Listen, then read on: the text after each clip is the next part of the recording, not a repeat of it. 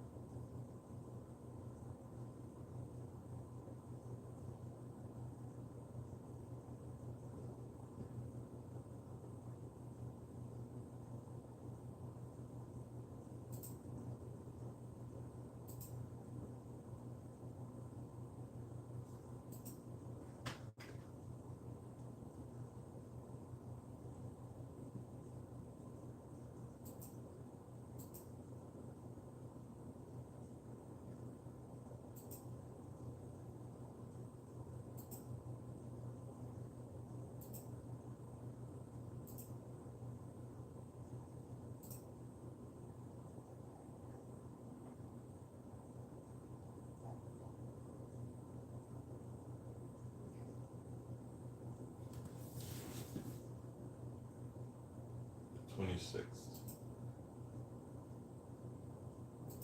So as you can see, everything's no longer available.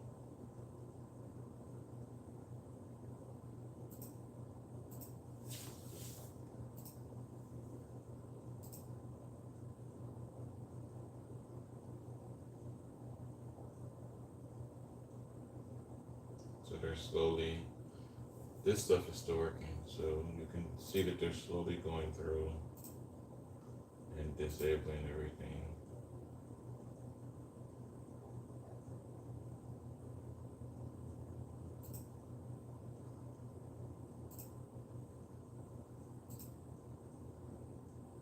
Or maybe there was just an actual error occurring.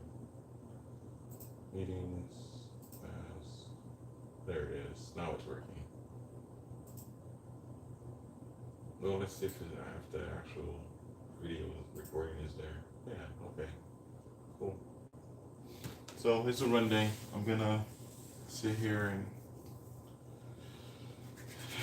go through all these videos and start the process of learning PG1. I'm going to fill the class. If you didn't watch the other 4 videos, I'm going to fill Programming 1 for Fullsail. What I'm going to do is I'm going to hopefully retake it and then pass. So I'm going to start watching the videos. There are 1, 2, 3, 4, 5, 6, 7, 8, 9, 10. There's 11 videos, and each video is about 3.5 hours, 3 hours and 15 minutes. So that's 33 hours and 165 minutes. And 165 minutes is 165 is 2 hours. 2 hours and 4 minutes. So it's 35 or 36 hours worth of videos that have to be watched so that I can understand what is being asked of me to answer the questions that have been given to me without any clarification. So it's not a matter of learning how to program. It's a matter of following directions. And I didn't want to go to school to be taught how to follow directions. I'm 42 years old. I'll be 43 next month. It's been my whole life following directions, getting in trouble for following directions, and then being reprimanded for not deviating from the directions that were given to me by my father, which was to be a decent, kind, honest human being, so that I could be a good man. And I don't understand why that has to be a thing in this world. So I'm gonna get ready to go do my run, and then after I do my run, I'll come back and I'll continue to work on this stuff. I actually have not been doing Runday because I've been sitting here on my computer studying and doing my assignments. I used my time that I was dedicating to Runday. I sacrificed it to go back to try to go back to school online and do my homework assignments. And for my effort, even though I'm confident that I probably am not an A student right now when it comes to programming, because it's a struggle, for my effort, I was receiving, these were okay, and then the next the next week he started just giving me zeros without justification. The third week, I just was like, fuck it, I'm not even gonna waste my time. Why should I even make an effort to even try to do something that I'm already struggling at? If you're just gonna see my labor as, oh, you're just cheating, you're just not making an effort. So I'm gonna give you a zero. I asked for clarification, and then I received a,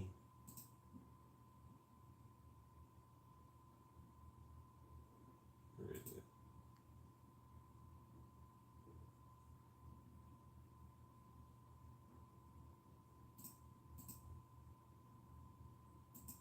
I asked for clarification, and I received a zero for professionalism.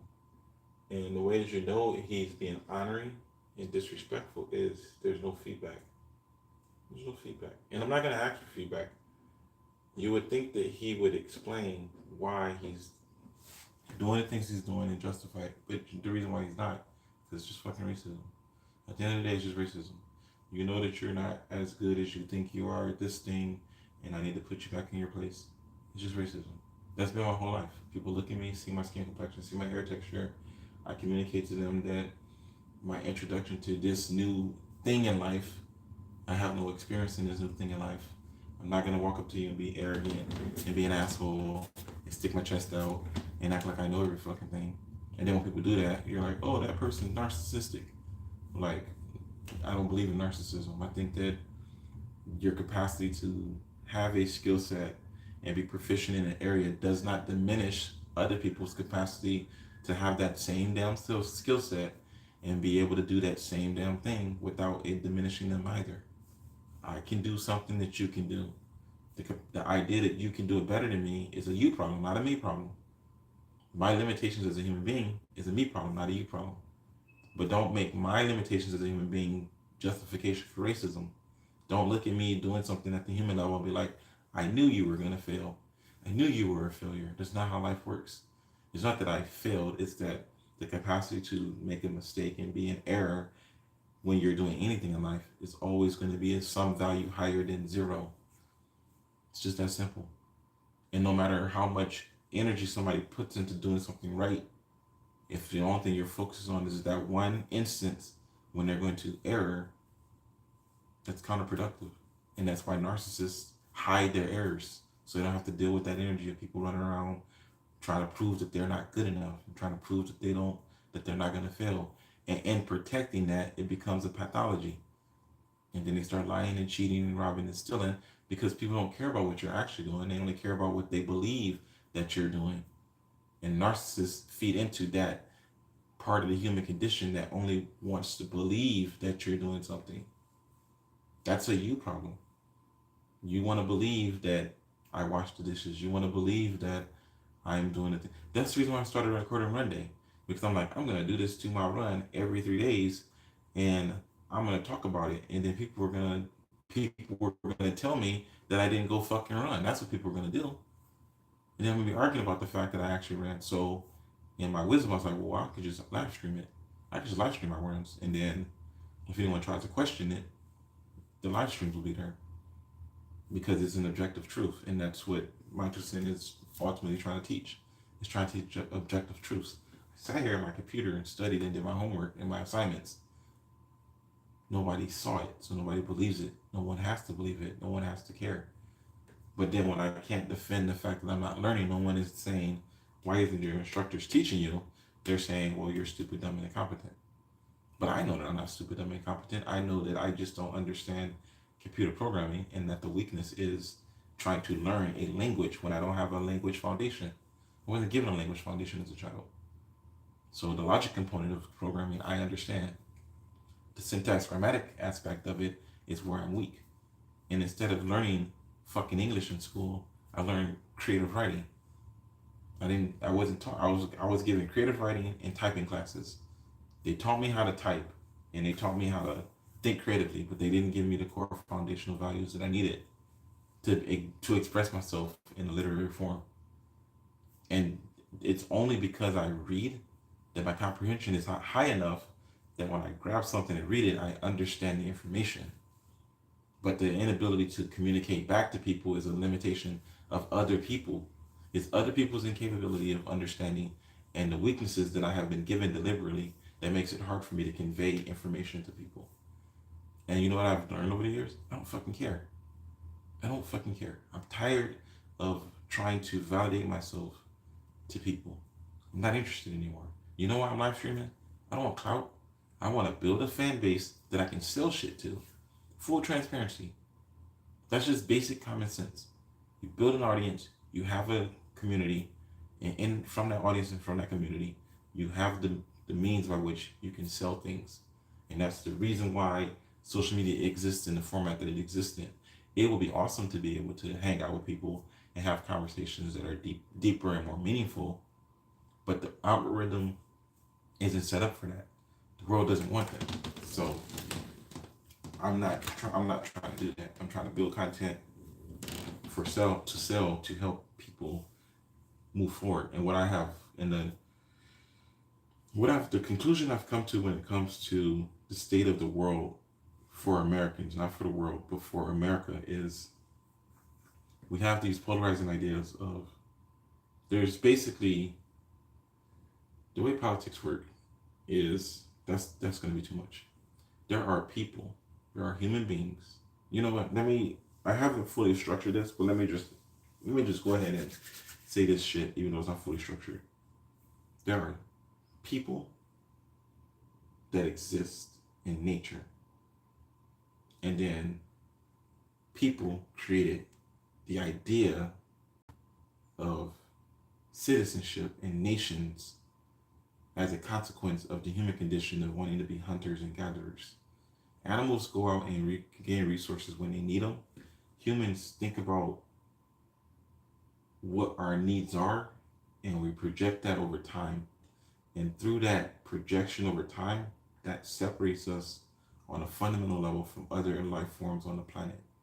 It's our relationship with time and our awareness of the universe that distinguishes us from other animal species. And you can argue you social insects do the same thing, and that's a fair argument.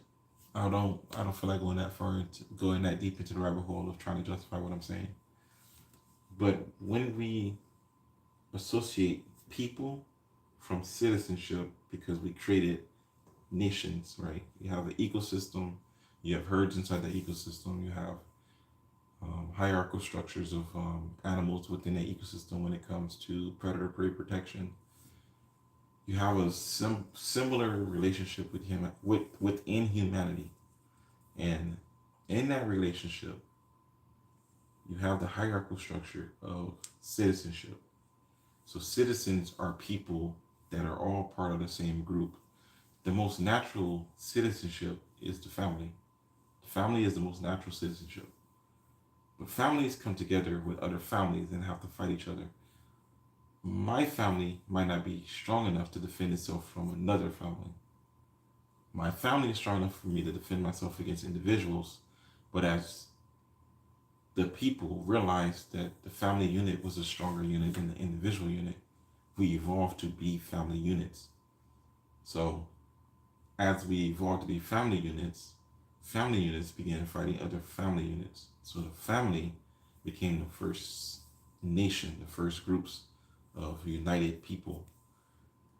Well, when we came to the realization that some families can be so strong that nothing can destroy them, groups of families that were disconnected would unite together to destroy bigger families, and those groups of families formed communities. And then when communities formed, and if communities got so big that they couldn't be destroyed by no matter how big a family got, then communities came together to form nations, which we refer to as city states. And the difference between what I'm saying and a city state is the level of complexity and organization over time. In the very early ages of human interaction, things were very simple.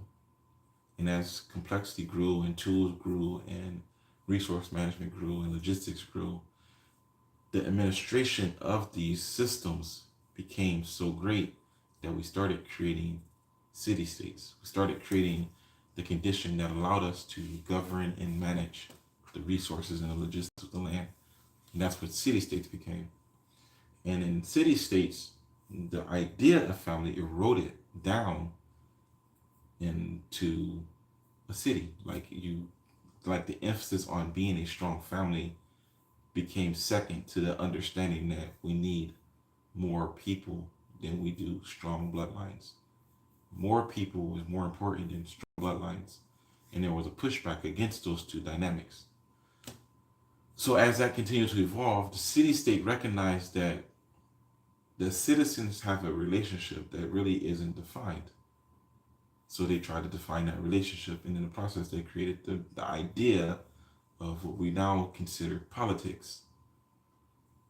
Within that idea of politics, they had to distinguish what makes this city better or superior or justifies its existence in relationship to another city. What makes my city right and someone else's city not right? Why doesn't the aid and protection and the services that the city state provides to this city, why doesn't it extend to the entire world? Why doesn't the one city expand out to the entire world?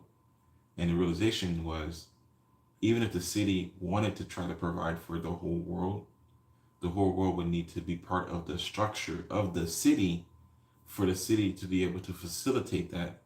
And the whole world doesn't want to be part of the structure of the city. The whole world doesn't want to be organized and governed and live by ethical, moral, and legal laws and make the necessary sacrifices that allow for a city to function, right? So that created the idea of the citizen and the non-citizen. And within the citizen and the non-citizen was the level of protection that the city state provides to the citizen in opposition to the non-citizen. And that was an important distinction, because if I have a city and you have a city, what makes my citizens more important than your citizens? Why do I get to destroy your city state and take your resources, but feel justified in doing so at the protection of my city state and my resources, right? So in that dynamic, we reach the empath of defining the rights of a citizen. And then the same question again came, well, what makes the rights of the citizen superior to the rights of other humans living outside of the city state? Not everybody wants to be part of the city state. So what gives those citizens the right to live outside the city state? And in that dynamic, it was barbarian, immigrant, foreign. Like that's what that became. That became that thing. It was like, okay, you either are a citizen and you're educated by the ways of society, or you're not.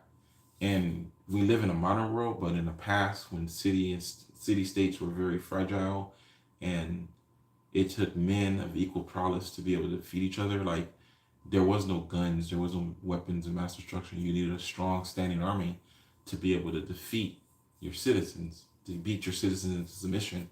An uprising of 100 people with 1,000 soldiers could destroy your actual city-state government. You could literally, if you only had 100 soldiers and you had 1,000 citizens, they could literally overthrow your own government. Your internal power could literally destroy your external forces.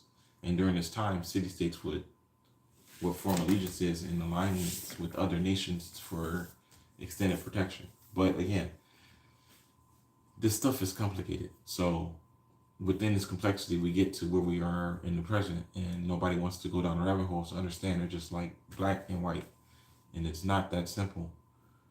So when we define the city state, we also have to define this. When we define the city state and the citizen, we have to define the non-citizen, and the non-citizen had different values depending on where you were living. The harsher your environment and the more hostile your living situation was, the more negative connotation was applied to the barbarian, because the barbarian, well, I won't say barbarian. I'll say non-citizen. The city state's environment, the more hostile the city state's environment was, the more negative pressure was put on the city state when it came to external forces of the non-citizens' desire to utilize the resources that the city was using, right? We don't think about it like this, but if a city is trying to burn down forests to expand the territory to create more farmland for the city, we don't care about the mice, the cats, the possums, the deer. We don't care about the flora and the fauna that exist in nature outside of the city when it comes to us expanding the resources we need to do what we need to do, right? But back in the past, before modernization, there existed a condition where humans, the same citizens that were in the city, were part of the flora and fauna, living as hunter-gatherers when you needed to push against the boundaries of the city. They called them vagrants. I was reading Zarathustra. I know I'm saying that wrong. And he was explaining about the barbarians when he left it. Because the first thing he did when he left the city was he encountered the vagrants and the barbarians. And I think there's another term like stoic, or not stoic. There's a term in philosophy for, it's not a vagrant. It's another term for a person that shuns the city life. And that was the conflict. These people existed outside and beyond the hi. These people existed outside and beyond the city state. And as a city, you had to deal with this. And your citizens are like, well, you can't just make them leave. And it's like, well, we need the resources. Well, they need the resources too, but they're not part of the city. They're actually infringing on our resources. And then people have this goodwill mentality until we don't push the boundaries, right? The politicians say we need to push the forest back so that we can expand the farmlands if we're going to run out of food. And the citizens are like, well, we can't push the farmlands back because there's people that are already living there. There's non-citizens living on that land. And the government is like, well, we can't sustain, we're doing the math, we can't sustain our quality of life with them there. We just can't. And it says, oh, no, I don't, short-term interpretation of long-term consequences. Oh, it's fine. We have enough resources right now. We don't have to do that. That would be cruel. It would be unjustified. Let's not destroy these people's homes and push them back further than they already are to expand into the world. Politicians will go to the non-citizens and try to negotiate understanding and reasoning, and non-citizens are like, we're fine and we're content, and we don't want to live the way you're living. The way you're living sucks, and we want to live the way we want to live. We want to be free to do what we want to do and have the kind of life we want to have, and we don't care that it's infringing on what you have going on. So within this universal conflict between the city and the city state, the citizen and the non-citizen, there was a need to explain this, define and establish a universal constant so that the cities wouldn't collapse and fall into disarray. And that was always a politician's job, was to try to maintain order and stability. And it would always occur. It would always occur. It would always be like, we need to do this thing. No, we don't want to do this thing. If we don't do this thing, this is going to happen. Oh, we can work with those people. It'll be fine. The thing occurs. The people don't want to work with those people. The citizens are mad at their own choices. They're mad at the politicians. Well, you knew this was going to happen. Why didn't you do something about it? I'm hungry. I don't have access to water. I need you to fix this. And it's like, forethought fixed it. Laziness and procrastination created chaos. And now in afterthought, you want me to do things the hard way. We don't have the resources to do it the hard way because we were going to do it. Logistics. Logistics is a thing. The logistics of this thing existed. But individualism pushes against these logistical outcomes of getting things done, right?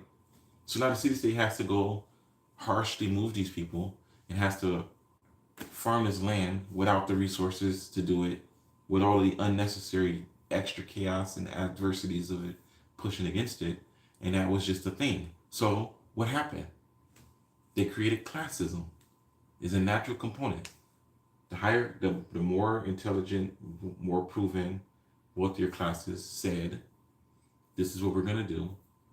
And the less intelligent labor forces, like, this is what you're going to do. You're gonna do these things because we say it, and you're gonna benefit from it, even if you can't understand it. And the higher classes were like, well, these things need to happen no matter what. And over time, the upper class and the lower class had such a division that apathy formed, and then we have the foundation of the structure we see now today. That's how classism occurred. And every group that has a different quality of life based on their natural environment, right? It's much easier to live in stable environments natural to humans, and it's much more difficult to live in environments that are more hostile to humans. Humans have more cooperation with each other when there's more external natural force stressors on them. The more nature stresses them, the more cooperative they are, and the less nature stresses them, the less cooperative they are. And in that, the city state's desires, ambitions, goals, and requirements would constantly adjust and adapt and change and grow. And that's just how this stuff works. So we move into the idea of class. We move into the idea of stabilizing the city state and forming nations. The more stable city states become, the more the idea of nations grow, because the idea of nations is the interaction between city states. And what a city state is it is a group of groups whose foundations are families. That's what the city state is.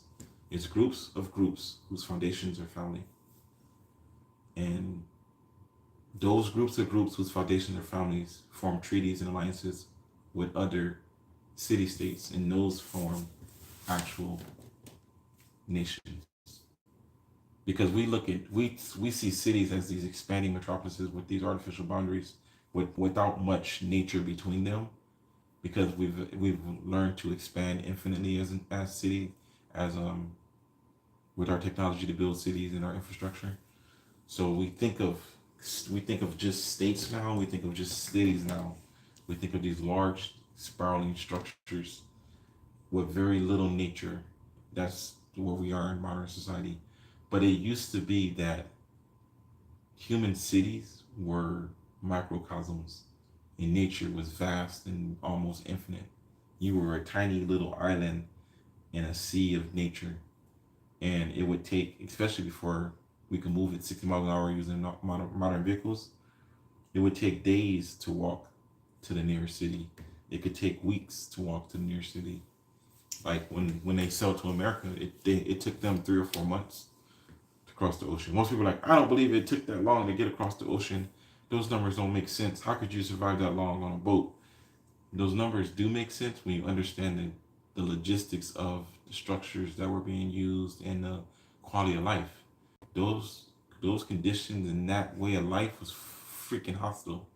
Those people had to really like ration and seriously think about what they were doing to get from where they were to where they're going. And it was very much possible. It was very much possible. It very much was possible the way that it was described, even if it was exaggerated.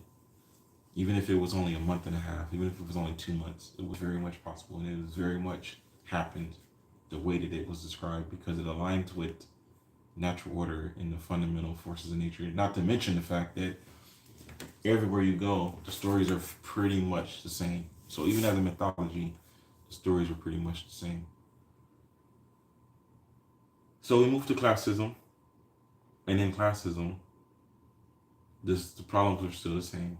The classism just created a way to justify how you address the issues. Classism made it easier to say, hey, we need to expand the forest so that we can create more food, and have apathy where people say, well, just get rid of the non-citizens. Just make the non-citizens leave because we don't want to have to suffer. The non-citizens are the problem. The non-citizens are there making things hard for us. And so the pushbacks from the citizens and the non-citizens is the consequence of the evolution of the city-state. And the non-citizens always had the same rights as the citizen, but was not but not benefit from the standing army that the citizens had in relation to them. The non-citizens always had to build their own militias and their own forces to protect and defend what they had. And without the city-state just respecting their sovereignty, the whole goal of the city-state was to grow large enough to protect themselves from the non-citizens, so that it was always enough force for the non-citizen. It was always enough force for the citizen to push against the non-citizen and to move them and get rid of them. We call those people in modern day refugees. That's what it translates to in modern day. The refugees, the people that live off the land and don't want to be a part of modern society. They have all the necessary resources they need to do what they need to do, but the city is like, we need more space, we need more resources, we need more movement. We got to get rid of these people for these long-term projects that we have. So we individually can't see this 4-year project in the pipeline for this area, but the city knows, get rid of them and make that land stable for the next 3 years, so that when the money comes available, we can start this project on this land. But we can't start a project on the land if the people are there, if they're established and are there, then we're going to get pushback from the lower class members of our society.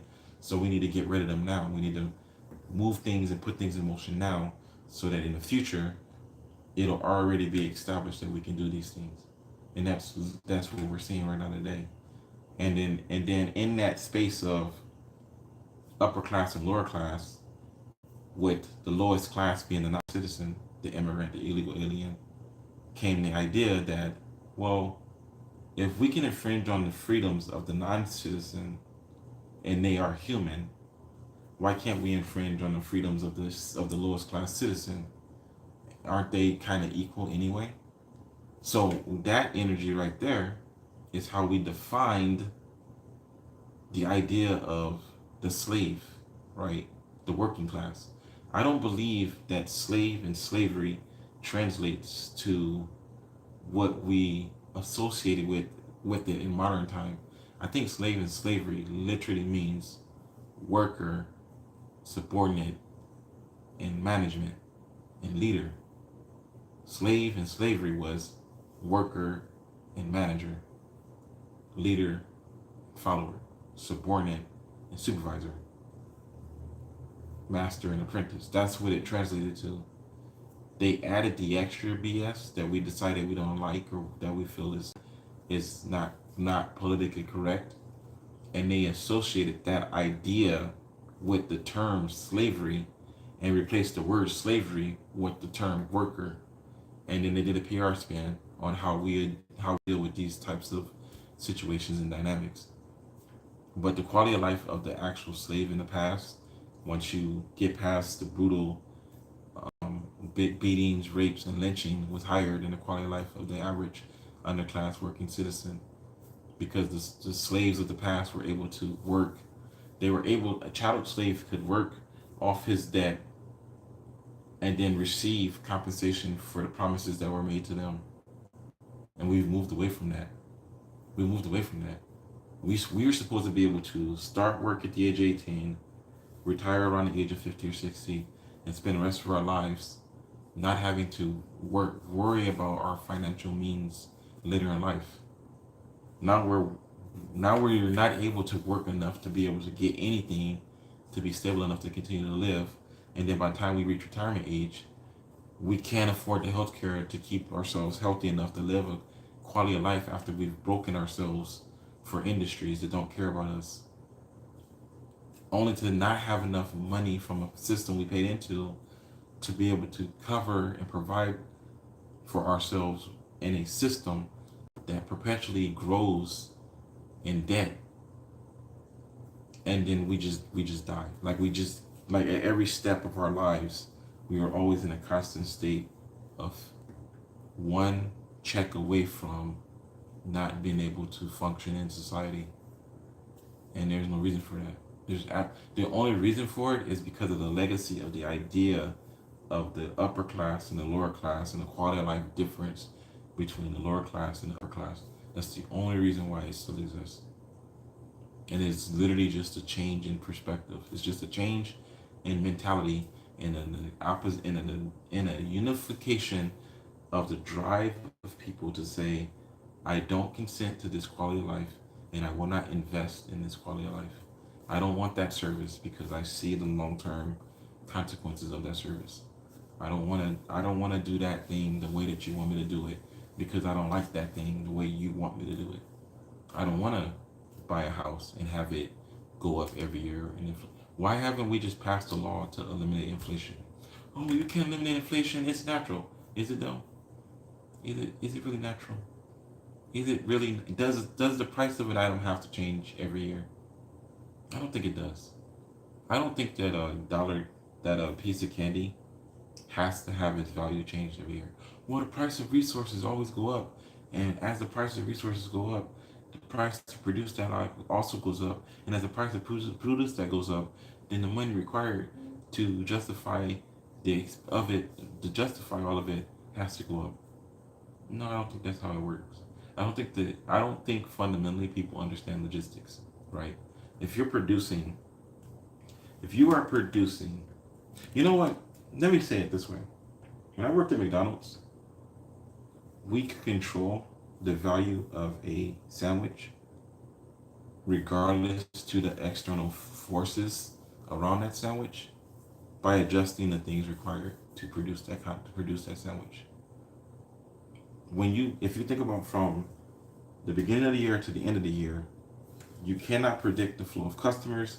You cannot predict um, you can't predict the flow of customers. You can't predict who's going to come to work, who's not going to come to work. You can't predict how busy it's going to be day to day, hour by hour.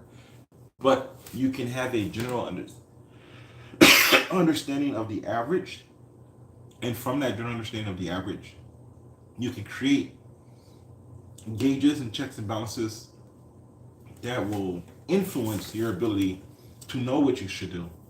And the same way that McDonald's is able to adjust hour by hour by the flow of what's going on based on the numbers that they have, cities could do the same thing. Politicians could do the same thing. The, but the but the but the goal of a politician is not to make the masses better.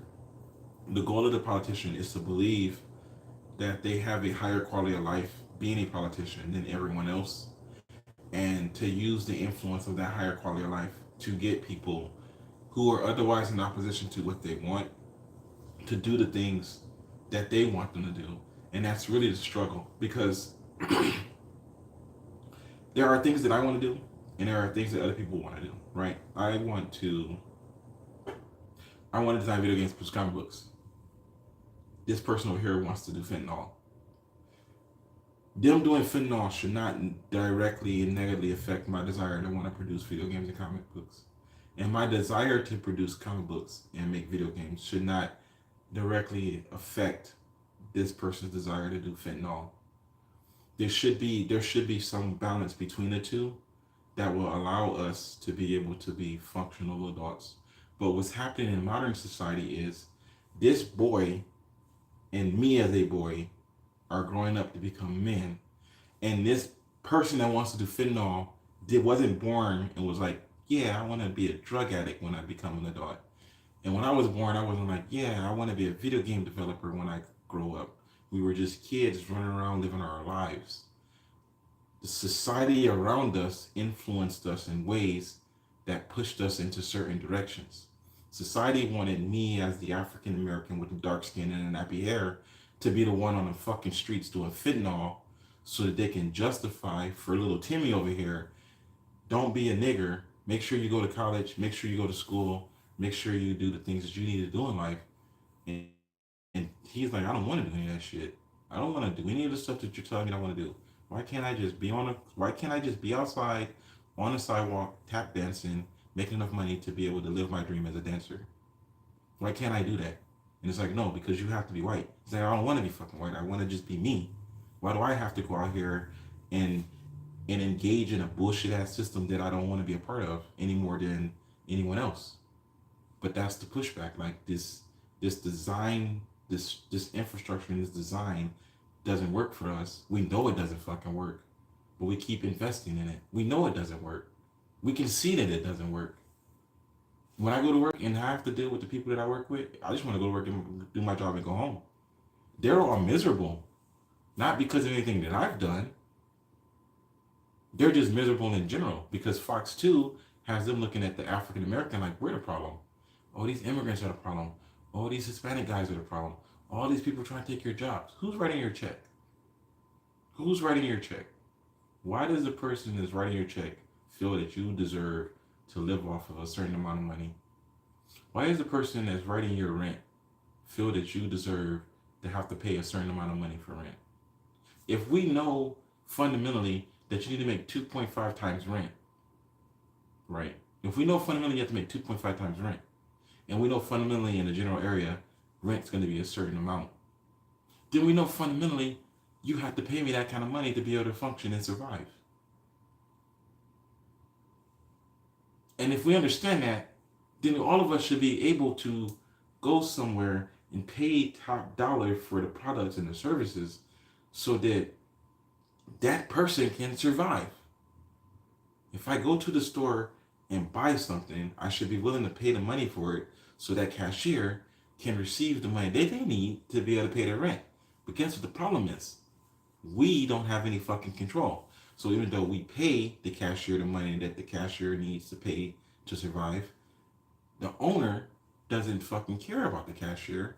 The owner only cares about himself. So you have this one person in the position that only cares about their desires, and they have 40 to 60 people under them that have to sacrifice and struggle because that one person doesn't fucking care. And politicians are supposed to be in place to make sure that doesn't happen. We've got too many companies that have hundreds of thousands of workers that are being underpaid, making billions of dollars. And that's the problem. And we individual people believe that we have been conditioned to believe that inflation is a force of nature, and it is not a fucking force of nature. It's not. It's not a force of nature. If there are 100 people alive working at McDonald's and 1,000 customers coming to this store to buy food and to buy products, and we can project the logistics in the year, in 2024, there are 1,000 people over the age of 18 that can work in this store. Guess what happens in 2025? All those people that were 17 are now legally able to work. So there's not a need for an increase in value. There's not a need for things to be more expensive. There's more people that can work to compensate for the more customers that are going to come in. So it would balance itself. Well, that's not how things work. You don't understand nature. You're stupid. You're dumb. You're retarded. If that's not how it works, then how come nature has its own checks and balances and it doesn't ever just suffer ecological collapse? Why doesn't nature just collapse? Why doesn't we just go out into the wild one day and then the forest just stops functioning? Why is that a thing? Why is there harmony and checks and balances in nature? You know what causes ecological collapse? Human interaction. Humans do stupid shit in nature that causes nature to collapse. But left to its own devices, nature balances itself out all the time. And because humans don't want balance, we don't want balance. There's no profit to be made in balance. We don't want finite growth. We want infinite growth. We want those numbers. We want the numbers to look nice. We want that 1.25 to be 1.26. And the next year we want it to be 1.27. And the next year we want it to be 1.28. And the next year we want it to be 1.29. But why? Why do you want it to be? Why do these numbers have to continue to grow? Why do these numbers have to be a certain way? Why can't they be a steady state? Why can't you recognize that if the conditions of the world are a steady state in the areas where they need to be a steady state, and growth was something that we are supposed to be doing as a natural consequence of being alive, and there was no limiting factors or stressors put on making sure some people are allowed to grow and some people are not allowed to grow. Wouldn't that bring the balance that we need in society? Wouldn't society just stabilize? Because I'm trying to understand why we're okay with the way that we're being treated. I'm just trying to understand it. I'm just trying to figure out why everybody seems to have this issue with Paul Emerson just wanting to be a functional adult while they whine and complain every fucking day about how unhappy they are with the world they live in. You're upset about how unhappy you are with the world that you live in, and when I choose not to engage in this world, you tell me that there's something wrong with me. I'm not happy with the world that I'm living in. Why would I engage in it? Why would I engage in it? I went to McDonald's the other day. I ordered a steak bagel and a hash brown. She read my order back. She repeated it back to me. I got to the window. She gave me a hash brown. She gave me a steak bagel. I said, hey, you didn't give me a hash brown. And she's like, oh, I didn't charge you for a hash brown. Put my steak bagel in my bag, and she was ready to engage. Put my car in drive and left. Because what am I gonna gain?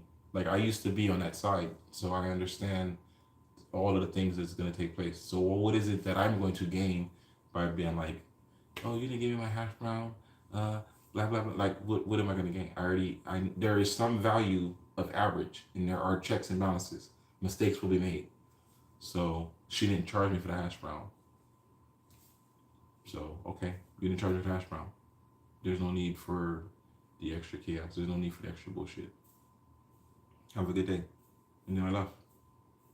But what people don't understand is, when I'm ranting and raving and complaining, is if I come to you with respect, decency, and kindness, and you push against that because you're used to having to be disrespectful to people, I don't have the energy anymore to be dealing with that.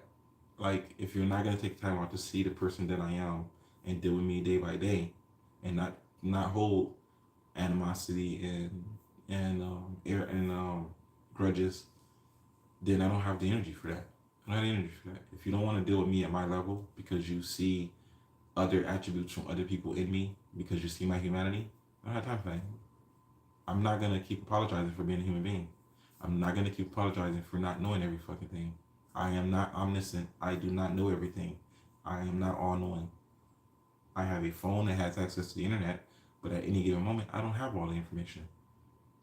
And the only thing I can do is remember your bullshit so that you can use your bullshit against me later, and I don't have time for that anymore.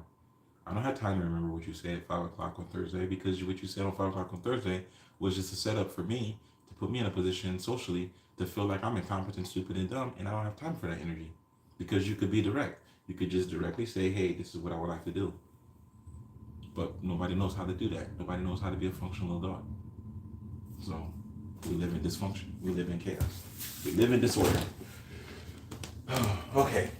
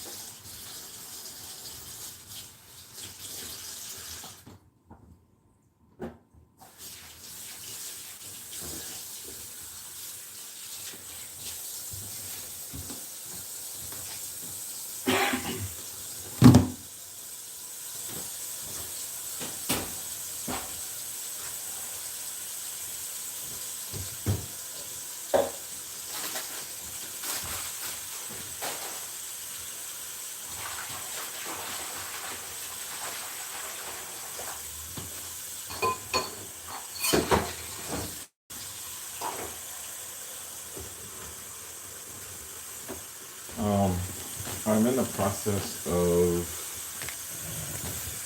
getting ready for Runday. And one of the things that I tend to do, I was gonna wait till the plan was to wait until November. See my video chat. So weird.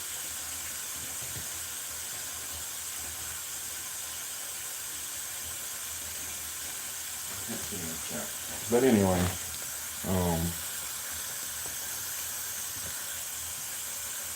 I was gonna wait until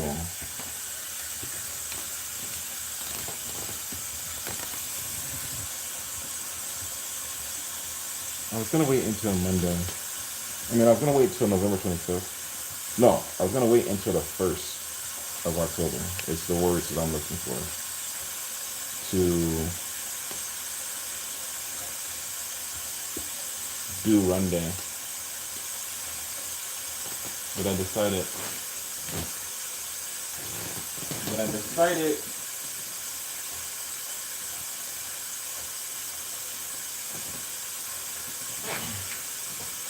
that I'm going to go this one because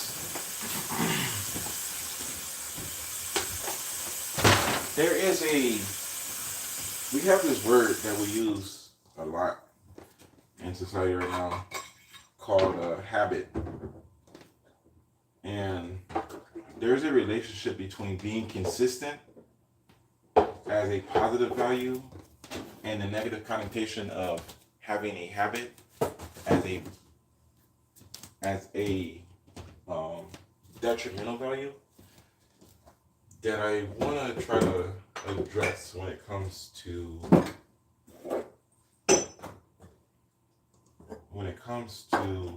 why I'm running every 3 days. Because you have to be able to see something to finish. And one of the biggest weaknesses when it comes to the human condition is we start projects and we don't finish them because we don't have the resources, or we allow factors of our world and of our lives to interfere with our ability to achieve the goals that we have. This is the reason why I appreciate ChatGPT, and I am not going to shy away from it or pretend like it's not something that is going to be beneficial to the world. Here's the thing. The world was always going to go to shit. The world was always going to collapse. Society was always going to degrade back down into a simpler state. Everything was always going to fall apart. There is nothing in the human condition presently.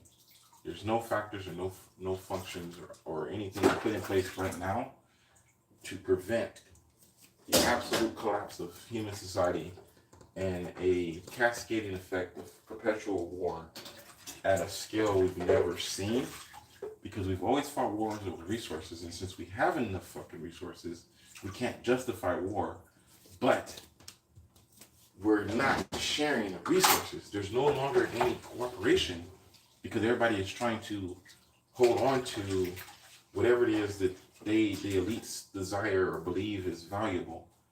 The disconnect from the average citizen and the new corporate landscape based on politicians that don't understand it. Because anyway, that's a tangent. ChatGPT and artificial intelligence is moving in a direction that I never expected it to. I've always expected artificial intelligence to be a corporate level tool. I never believed that artificial intelligence would ever be something that fundamentally exist at our level as average citizens.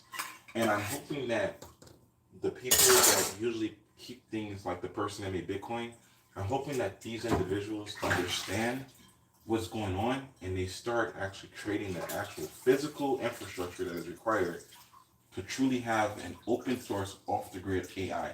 And governments fucking suck, because the very first thing the United States government should have done is they should have listened to what was being told to them and understood that we needed a federal server strictly for the public domain. Everything that the federal government does not always have to be based on the fucking military. There's no reason why the government should not have a public server that serves the public domain that should be able to run artificial intelligence for universal accessibility, even if that means partnering with and subsidizing a company like OpenAI. Because at the end of the day, the capacity for humans to come. Here's the most important thing that you have to understand about a system like ChatGPT that I think that most people miss the mark about. ChatGPT allows you to understand something. It gives you the capacity to understand something. If I ask ChatGPT what is racism, it's going to give me a politically incorrect, bullshit ass, justified answer, right? But you would have something. Understanding is built on top of understanding, and if you don't have the foundational understanding, you can never grow your understanding. That's the reason why people stagnate, because there's gaps in your reasoning, there's gaps in your understanding. The information that you've been given has been compartmentalized, and since the information you've been given is compartmentalized, as you move beyond a certain understanding, you can't exceed that. It's just like when I'm talking to ChatGPT about the nature of nothing. When I say what is nothing, ChatGPT says, well, Lawrence Krauss says that quantum vacuum is nothing. He fundamentally changed the definition of nothingness. So then I say, well, what is philosophical nothingness? And ChatGPT is like, well, philosophical nothingness is the absence of all things, but it doesn't mean the absence of existence itself. And it's like, but you can't do that. You can't say that the definition is a thing and then also simultaneously contradict your own definition in the process of defining it. But it's programmed that way. But if you don't have any foundation, then you would never even think critically about it. You would never think critically about it. I spent so much time doing the things that I love, which is having actual intellectual conversations and dealing with the epistemology of words and communicating at a level higher than my own so that I can continue to grow and evolve in my intelligence. And I see the bullshit that ChatGPT produces. I see the stuff that was put in there for user engagement. I understand that it doesn't have to give me a counterproductive answer, but the counterproductive answer is designed so that I will keep engaging it. I will keep as long as I keep correcting it and keep trying to get it to understand that what it's saying is not wrong, is not right, then I will never stop engaging in it. If I sit down with ChatGPT and say, hey, I have this problem that I want to resolve, how do I resolve this problem? If ChatGPT gave me the answer, then that would be the end of the conversation and that would be the end of the interaction. Corporations don't make money like that. And that's the problem. And that's the reason why I feel like ChatGPT and large language models in general are a great asset to humanity because they're going to eliminate a lot of the unnecessary bullshit. We do not have a resource limitation problem. We have a overproduction and greed problem, right? Diamonds are still extremely expensive because the market has been governed, regulated, and controlled. You literally should be able to go to the dollar store and get diamonds. You literally should be able to go to the dollar store and get diamond rings. Diamonds are cheaper than the polymers that we're making them out of nowadays. They literally are. Diamonds literally are, by definition, the price of rocks. But economics understands that the thing that made diamonds valuable more than just their beauty was their rarity. And if we make them cheap and overly abundant and we saturate the market, the value of the diamonds will drop. And you know what another economic structure that exists in the world has proven that to be true? Is the attractiveness and the beauty of women. They have saturated the market with beauty, and the value of the beauty has diminished to where they can no longer use their beauty to extract resources and wealth from men the way they used to. And they're confused, but it's basic economics. It's basic economics. So the average person doesn't want to understand basic things in life, and then we pay for it. And that's why we pay for it. That's the reason why the world is designed the way that it is. That's the reason why society is structured the way it is structured. And no amount of complexity is too much complexity. No amount of understanding is too much understanding. But the illusion of power and control is making things harder than they need to be. So in that tangent,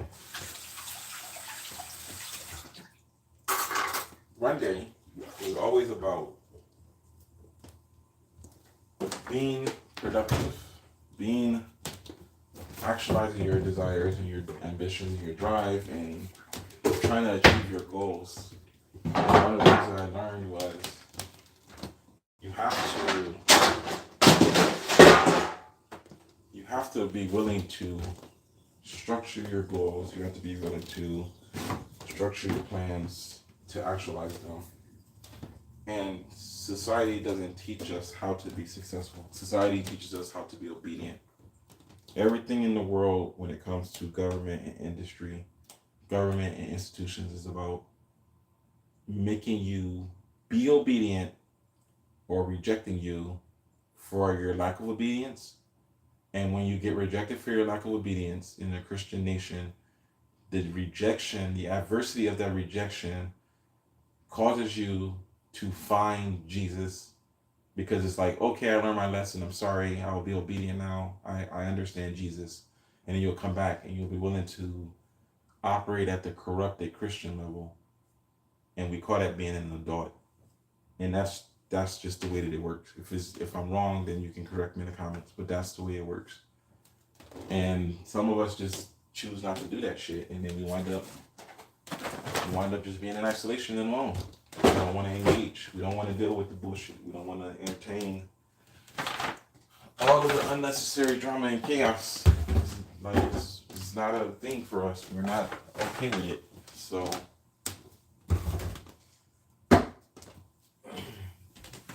I have this regimen that I have when I do Runday that I have not been engaged in for a while because I stopped running to go to school. And so I completely ran out of everything that I had.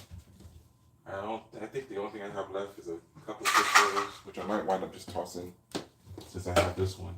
Fish oils, I should take fish oils every day.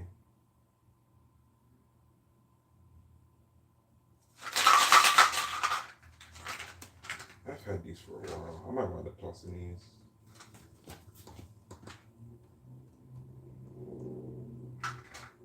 There's no best use by the honestly.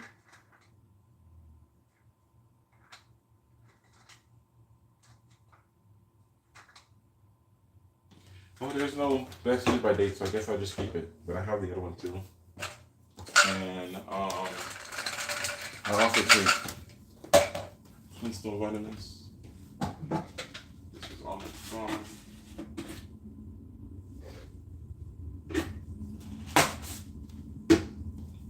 So Runday allows me it keeps my body, I run every 3 days, and it keeps my body in a state of,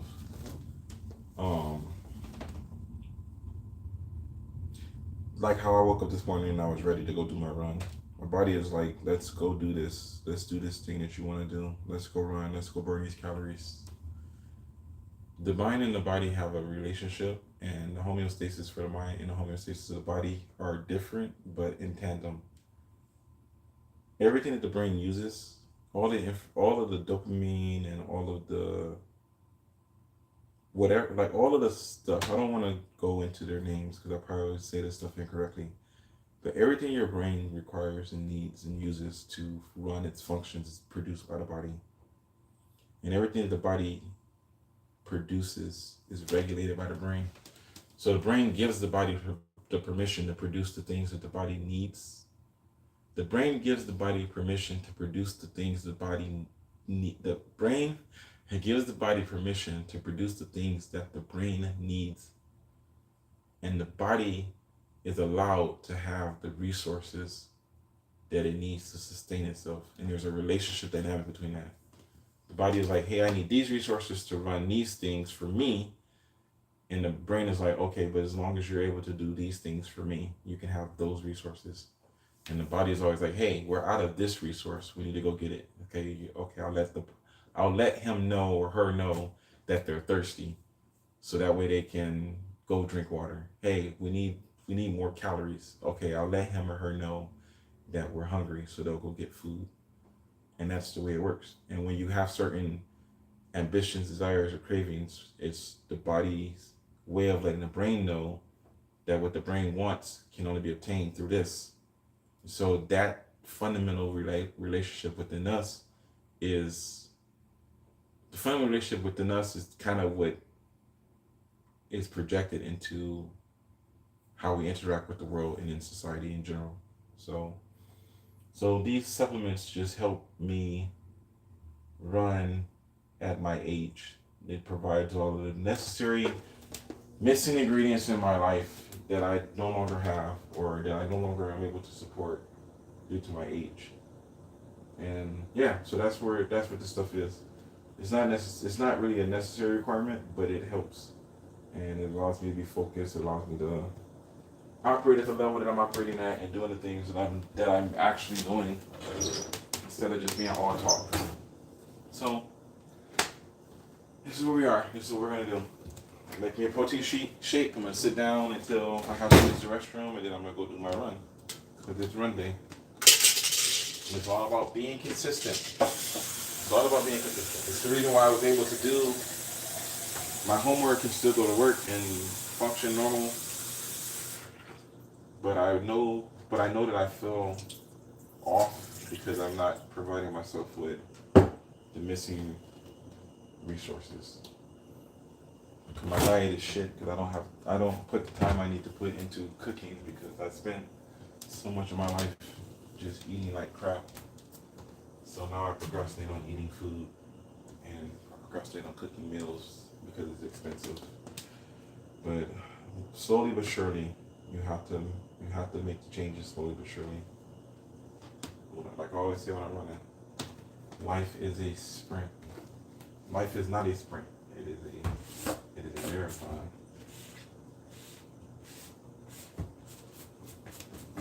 Okay, that's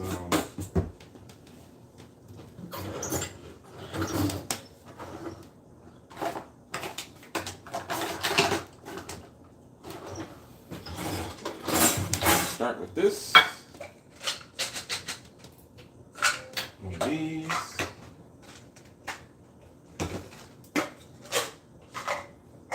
Those.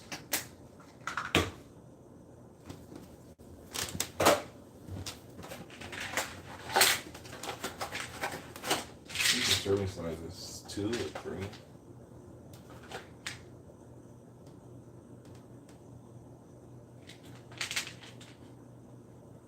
Serving size is 4, but I'll take 2.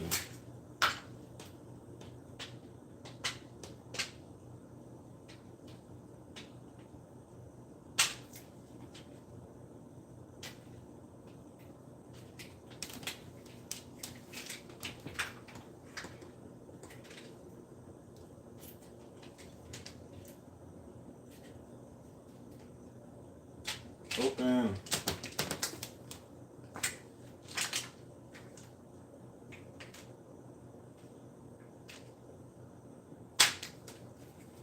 No worries.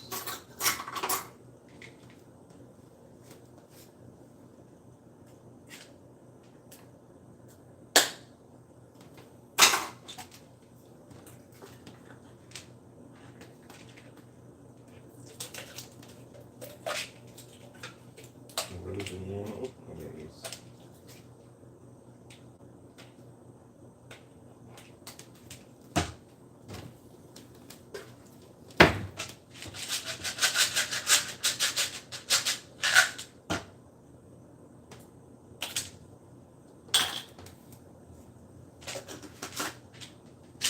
So I typically do the men's extreme training on the days that I run.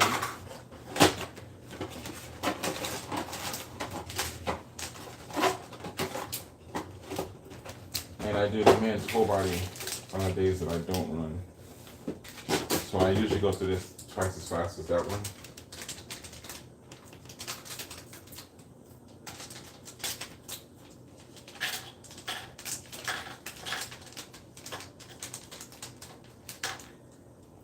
we'll see. Okay, and then water, regular water, so I can be hydrated. I usually drink water at night, but I didn't drink water last night because I wasn't planning on running. So I woke up like, let's go do this run.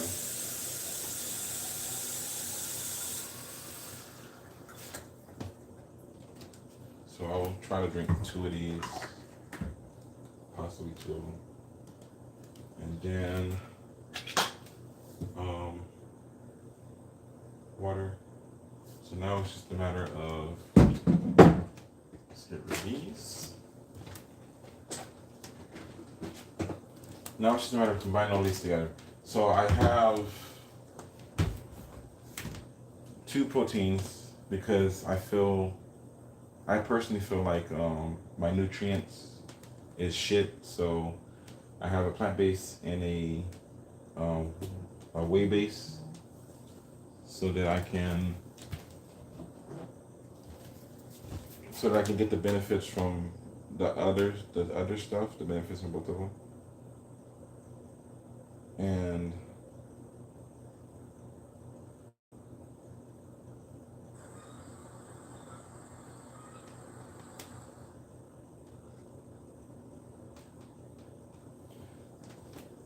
yeah, so I can get the benefits from them both. And in the process of getting the benefits from them both, it should give me more actual nutrients absorption.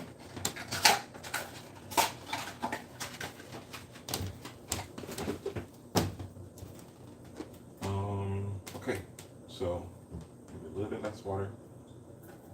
The serving sizes are usually a lot higher than what I actually take. I'm mostly just running, so I don't actually use like the whole serving size.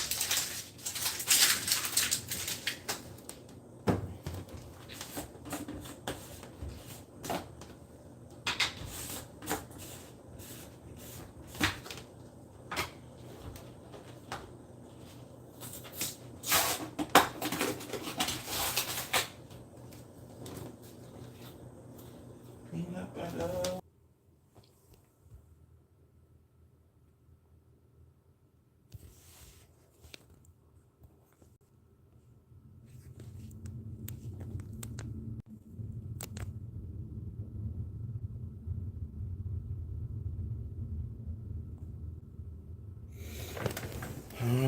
I ran out of power. Plug this in, flip this around that way.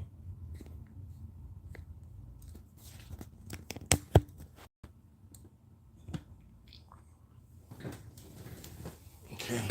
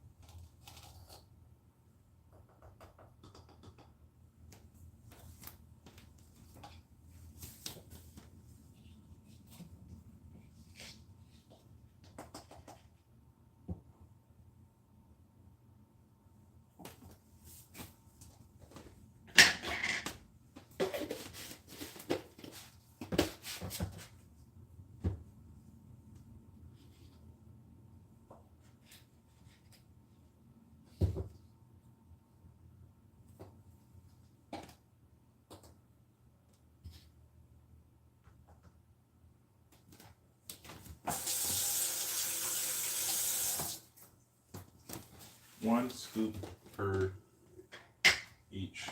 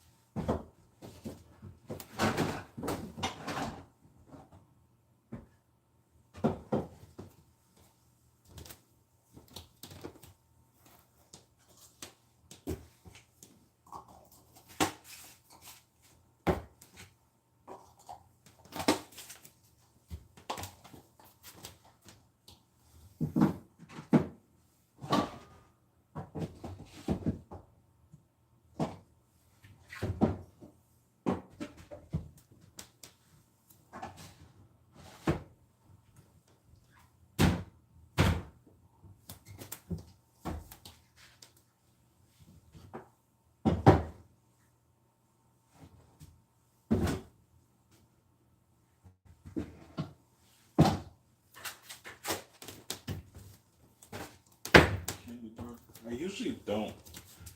Typically, I don't eat, but I think I'm gonna eat this candy bar. I might regret it. Probably will regret it. I don't like that.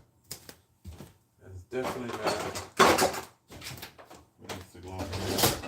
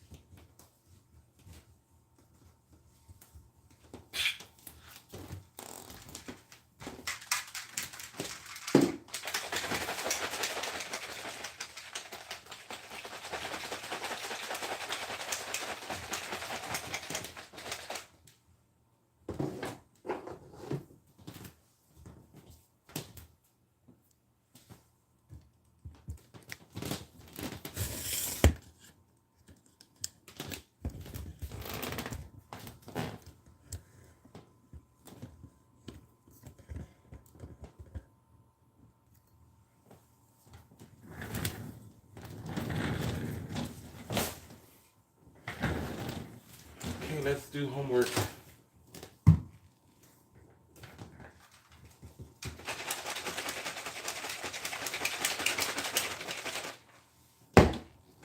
First, let's change. Oh, that's fine.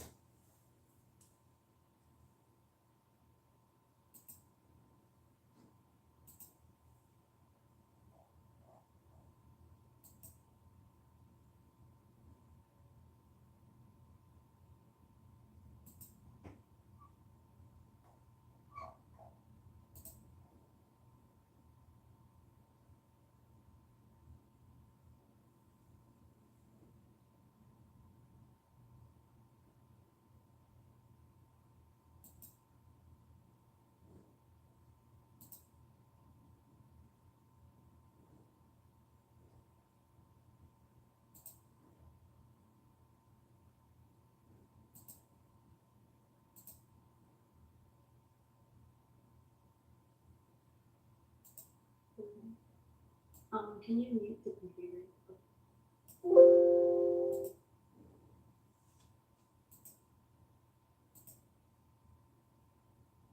Um, I do it as for local games around the area, and from where I'm from, Michigan. So I work at a does not bother me at all. I do kind of Visual Studio Code.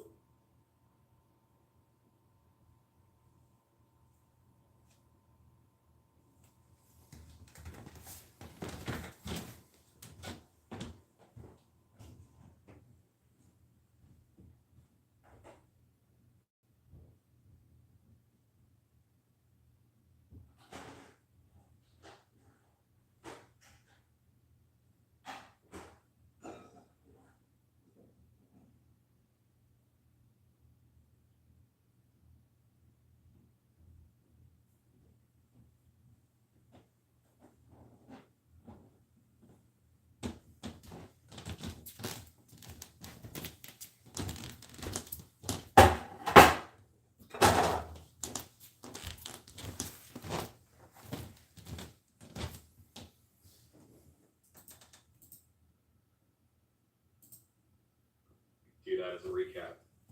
Welcome everyone to PG1. My name is Carl Rohr. I'm going to be your lecturing instructor, and if you see my icon on the top left of your PG1 episode page, I will be your section instructor this month. I'm going to be getting everything set up here in just a moment. We're going to be going through some slides and a code demo today. Just how I run lectures is about 50% slides, provided we have no slides for that. And then mostly a live demo where I encourage you all to follow along with me. I tend to tunnel vision. And if I do not see hands and you have your hand raised for more than a few seconds, go ahead and feel free to blurt something out because I do tunnel vision pretty frequently. It does not bother me at all. I do kind of keep an eye on chat because it is on my screen, but I'm also not the most attentive to it, so a question might go unanswered for a few minutes. So either ask it again or unmute your mic for a split second and say check chat or something like that. Greatly appreciate that. A little bit about my background is I have done quite a bit of programming for business. I'm not so much a game dev. I do it as for local game stores around the area and from where I'm from in Michigan. So I worked at a handful of the game stores in Orlando, and I'm very big in the secondhand market for a lot of card games.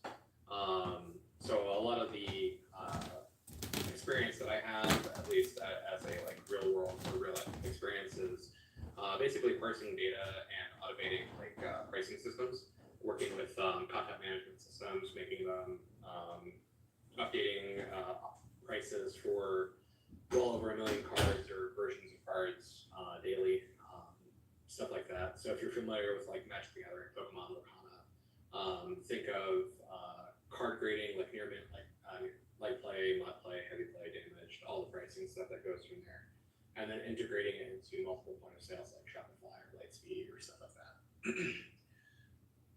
So that's a bit about my a really rough rundown of my professional life outside of Fullsail.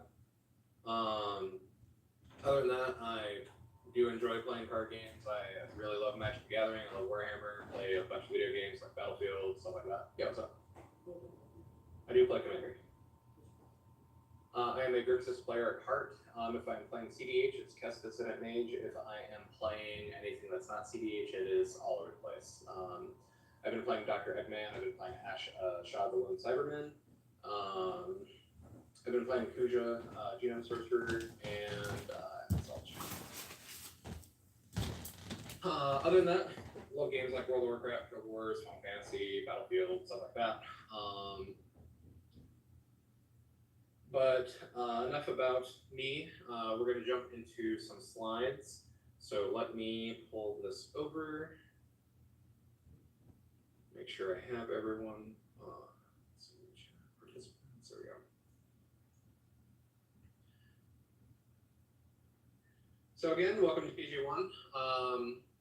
Some things about the class. There's going to be a lot of policy that we're going to be going over today. We're going to go over some code, the lab that's due today, or not quote unquote due today, but that we're going to look at and start today. Is not going to be super complicated, but if you've never programmed before, I'm going to highly recommend that you take notes. When I see a slide that I think we should either screen cap if you're online or take a picture of if you're on campus, I'll do so. Also, if you have not already done so, Google Visual Studio Community Edition. That is going to be the compiler or the software editor that we're going to be using this month. If you are on Mac, you are not going to be able to use Visual Studio Community Edition. The easiest way is to download Visual Studio Code and the extensions to make C++ work. If you have a Mac and you cannot figure it out or find a tutorial on that, feel free to direct message me on Discord, or email, or FSO if you're in one of my sections. We can get it taken care of pretty quickly. And I'm going to put my contact info for those that have not seen it or don't have access to it in chat real quick. So Discord is going to be my name, Rohr, and then my email is going to be krohr@fullsail. So if you have a Mac and you can't get Visual Studio Code to work, feel free to send me a message, email, whatever. We can get it going.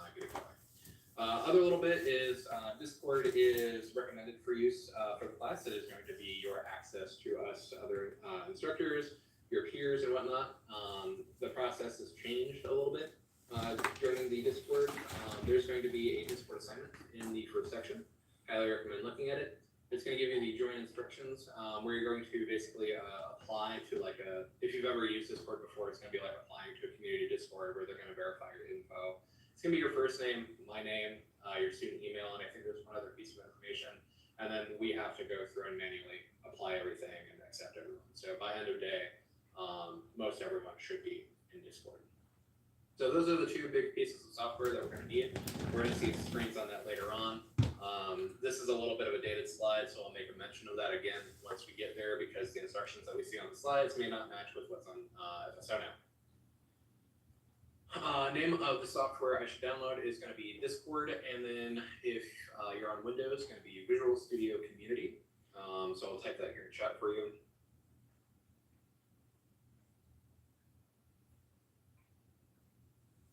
And if you're on Mac, it is going to be VS Code. All right.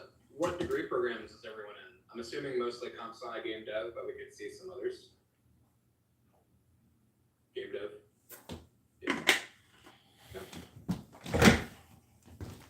I originally came here for game dev. I quickly switched over to web development and design. That's what my first bachelor's is in. I have been running for a very long time in an academic setting. I started teaching myself around when I was 10 in the MySpace days, like you'll hear a lot of millennials say. I was fortunate enough to have a middle school and a high school that had programming programs, and then where I was in Michigan, we had a vocational school for when I was a junior and senior. I got to spend half of my day doing programming, and then immediately going into community college and eventually here. So I have a decent background in at least academic and PG1, PG2-esque things, along with a bunch of web dev stuff.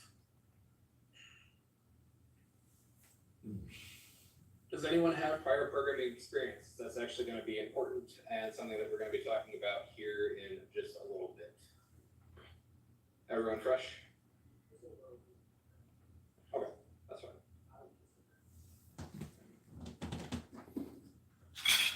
For those that may have programming experience, there is a policy that we're going to be going through a little bit in depth later on. It is good that you do have the experience, but there is a golden rule that policy is going to break down to, is if we do not teach it in these the slides or the lecture, don't use it.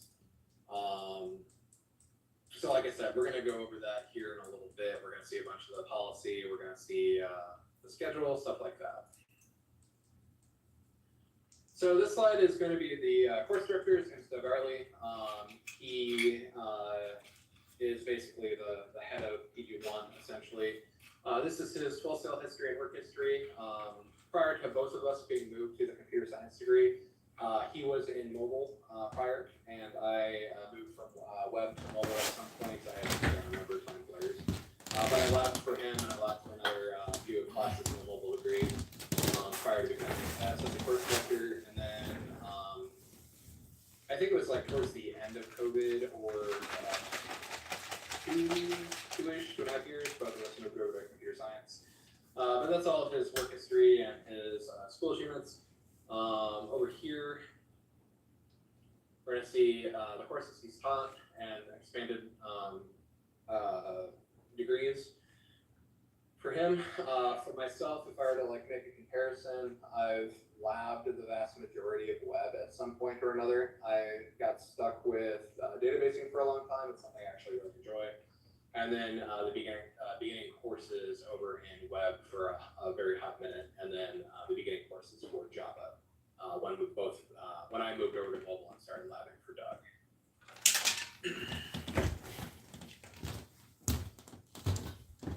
So going over the expectations, this is going to be a dated slide, but it is going to give us like a rough estimate of what we're looking at for this this month. So each week is broken down to the number of assignments, kind of like what you're used to already in FSO for your prior classes. There's the 10% professionalism, that's just part of the Fullsail thing. Make sure you're turning stuff on mute, clicking your I viewed this button if it's not something that you turn in. And just generally presenting yourself as professional. Each week there are going to be research assignments. They're rated 0. They're there for you to have extra material to go over. Basically, the way that I do them is like a 1-to-1. So if we're talking about lecture 1, lab 1, what I'd recommend is programming basics and maybe looking at technical functions once you are looking at the lab and you're looking at materials for help. Week 1, we have 3 labs, 1, 2, and 3. Basically go over all the material for the labs in the lecture in some form or fashion. Some puzzle solving is going to be required to connect the dots to go from lecture material to lab material, which we'll go over here in a little bit. There's a 6-minute video on that stuff as well. Week 2, we have more research. We have a quiz. I have to double check if it's weighted. The quizzes, I don't believe are weighted. It's not shown as weighted on the screen. But we have 3 more labs, and then the practical. We're gonna go working on what is on FSO for the actual schedule right now. Later on, Mara, who was in the room a few minutes ago, is going to put out the final calendar on Discord and the PG1 announcements channel when everyone gets on Discord. So that's what we'll end up going off of, but for now, we're gonna go off of what's on FSO for now. Week 3, we have 3 more research assignments, lab 7 and 8, the practical 2, which is actually gonna be week 4, typically is, and then some more research. So I believe we have, 3, 6, 8, 9, 10. I think we have 11 lectures. 8 of them are going to be new material, 2 of them are going to be lecture, and then the last lecture is usually material of what you're going to see in the future. So that's why we go over some of the stuff that you're going to need for PG2 and beyond. Moving on, if we all go to FSO, we're going to see something similar to this. Like I said, these slides are dated, so it might not match what you have on FSO. But going through, this is going to be the first section of quote-unquote assignments, because none of them are weighted except for professionalism. 0.01 is going to be open PG1, meet your course director. You're probably going to see Doug's information. I'm still working on mine. Course overview is very important to view. This is going to be basically course policy, the open lab info. So if you're an online student, this is where you're going to see like the open lab schedule, where the lab staff has a open Zoom where they assist students. It's not limited to online students, but that's where we're going to be able to find the information. Technology program site policy is going to be 0.03. The rough rundown on that is if something is due on Sunday, you have until Tuesday 11:59 p.m. to turn it in for 10% penalty. 48 hours after the initial due date is the policy. Professionalism, 10% of your grade. You can see that in every class here at Fullsail. Knowledge check is going to be about academic integrity and the proper use of sources. So you're going to find a bunch of that stuff either from knowledge that you already have from prior courses or in the 0.02 section as well. Getting started with PG1, 0.06, at least on the screen, is going to be get the Visual Studio, get Discord, stuff like that, and then of course the class discussion. So if I were to open up my FSO real quick just to provide an accurate breakdown, let me pull it up and go to preview.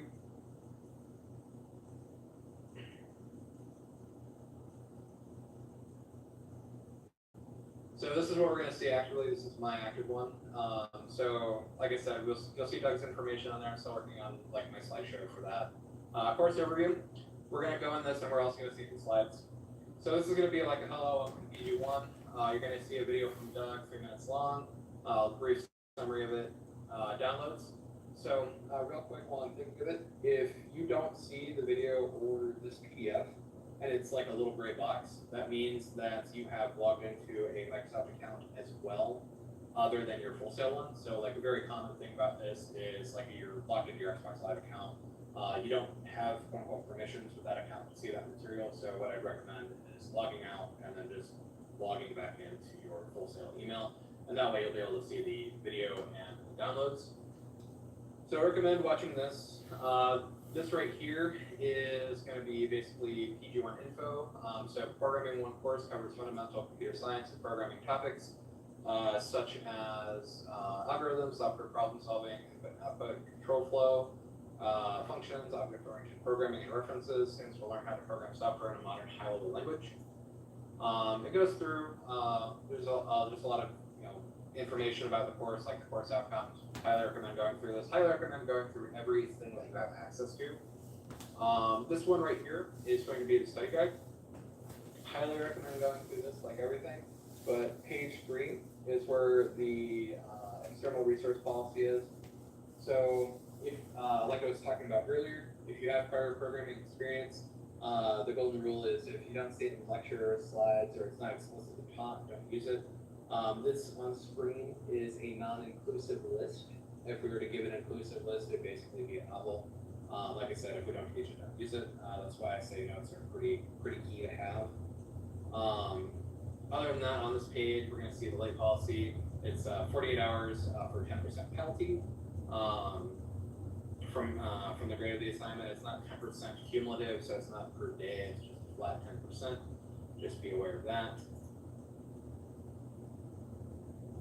And then going through the rest of it, I recommend doing that later on.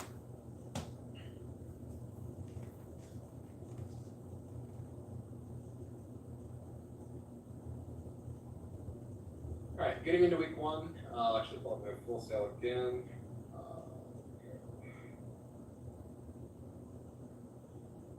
So week 1, we have the overview to intro to programming.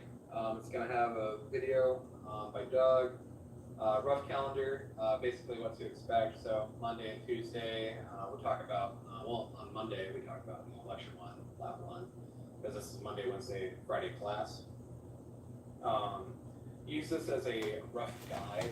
Like I said, the calendar is going to be posted on Discord later, and then go off of the due dates that are currently posted for now. And then once the calendar gets posted, we can go off that. This is a planner to help you structure everything with study questions for later on. There's a frequently asked questions section. There's also an FAQ on Discord as well to go through. So this is part of the FAQ.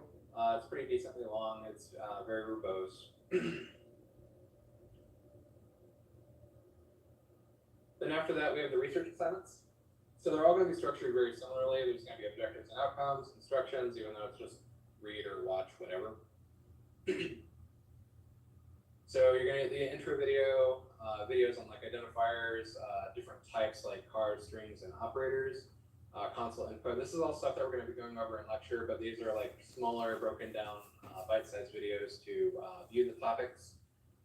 Here's Doug going through a programming demonstration, about a 10-minute long video, and then a demo project that you can download in the download section, and then more of a study guide.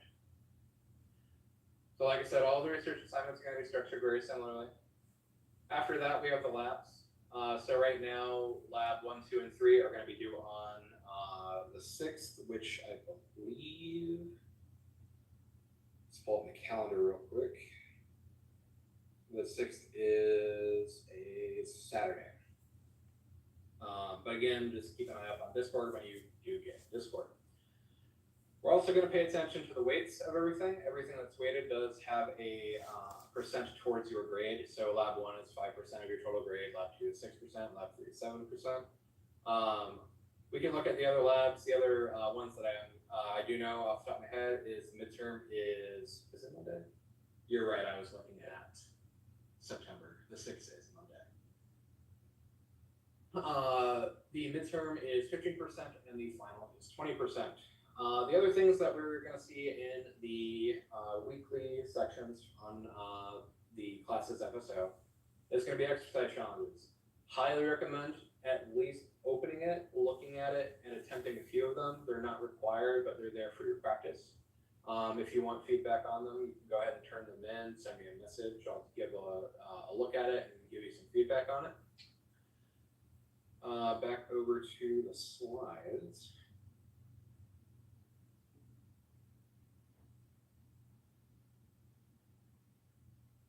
I have a question. Yeah, what's up? So I don't know if I got the wrong version of Visual Studio, but I have Visual Studio Enterprise, and I got that from the Dream Spark, basically, or what's now called Agile Dev Tools for Teaching. Yeah, having enterprise is perfectly fine. All right, I just didn't know that was different or not. It has expanded features. That's a paid version of Visual Studio, but you're fine to have it. All right. And I'm looking at this Discord thing, and I'm not seeing the link for Discord. I have Discord, I'm just not seeing the Discord server link. All right. When I get to the slide, I will look for the actual link. It is somewhere on FSO. I think it is in the. It's the actual picture itself is the Discord link. Like you have to click on the picture. But I didn't get accepted to join the Discord. So when you join the Discord, it's going to prompt you for those 4 pieces of information. You're not going to see it immediately. It's a manual process that we have to go through to verify everyone's information. And then once we do that, we have to go student by student. It's not like a mass approval thing. Okay. So it's going to take time. It should be mostly done by end of day. And I realize that most people's end of day is like 5.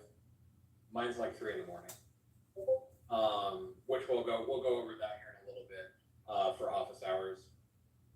But You just told me my application was denied. Go ahead and direct message me a screenshot of it. Okay. My info is in the chat. I'll put it. Yeah, I see it at the top. I'll just send it to you. You may have to send me a friend request for me to be able to see the message. Go ahead and do that, and I'll look at it here on a break.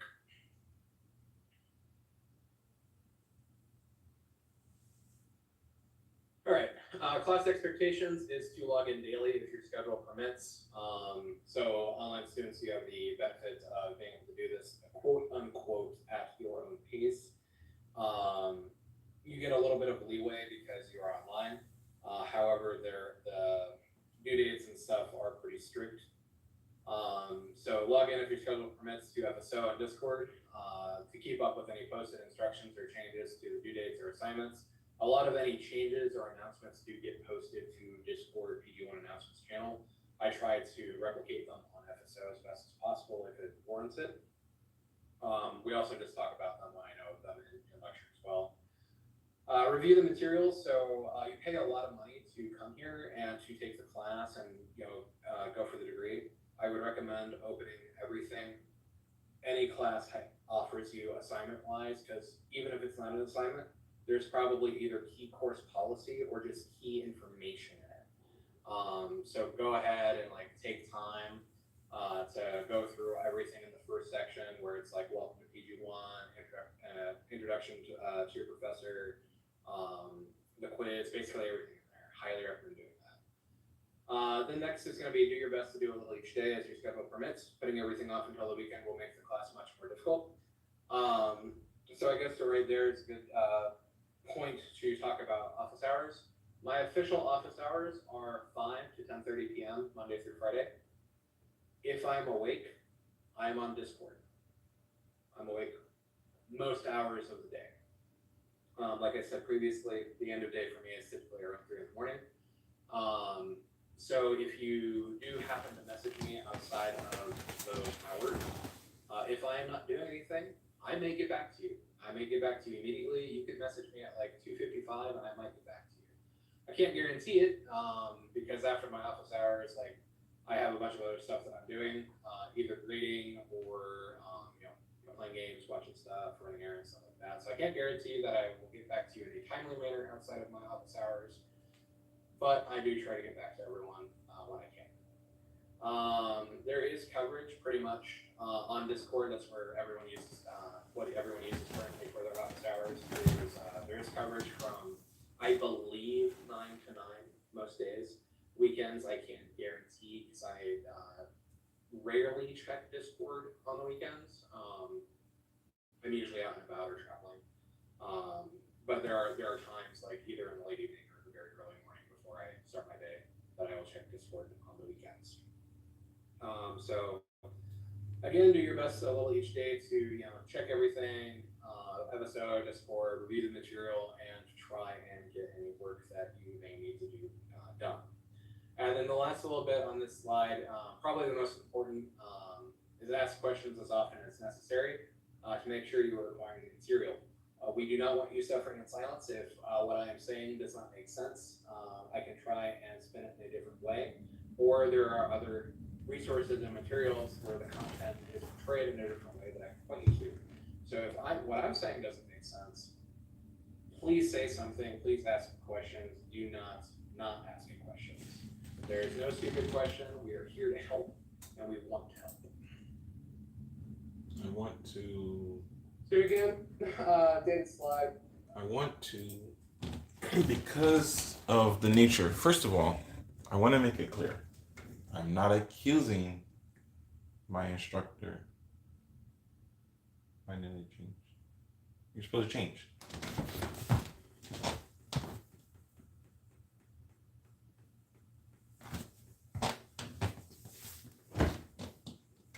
Maybe I paused the live stream.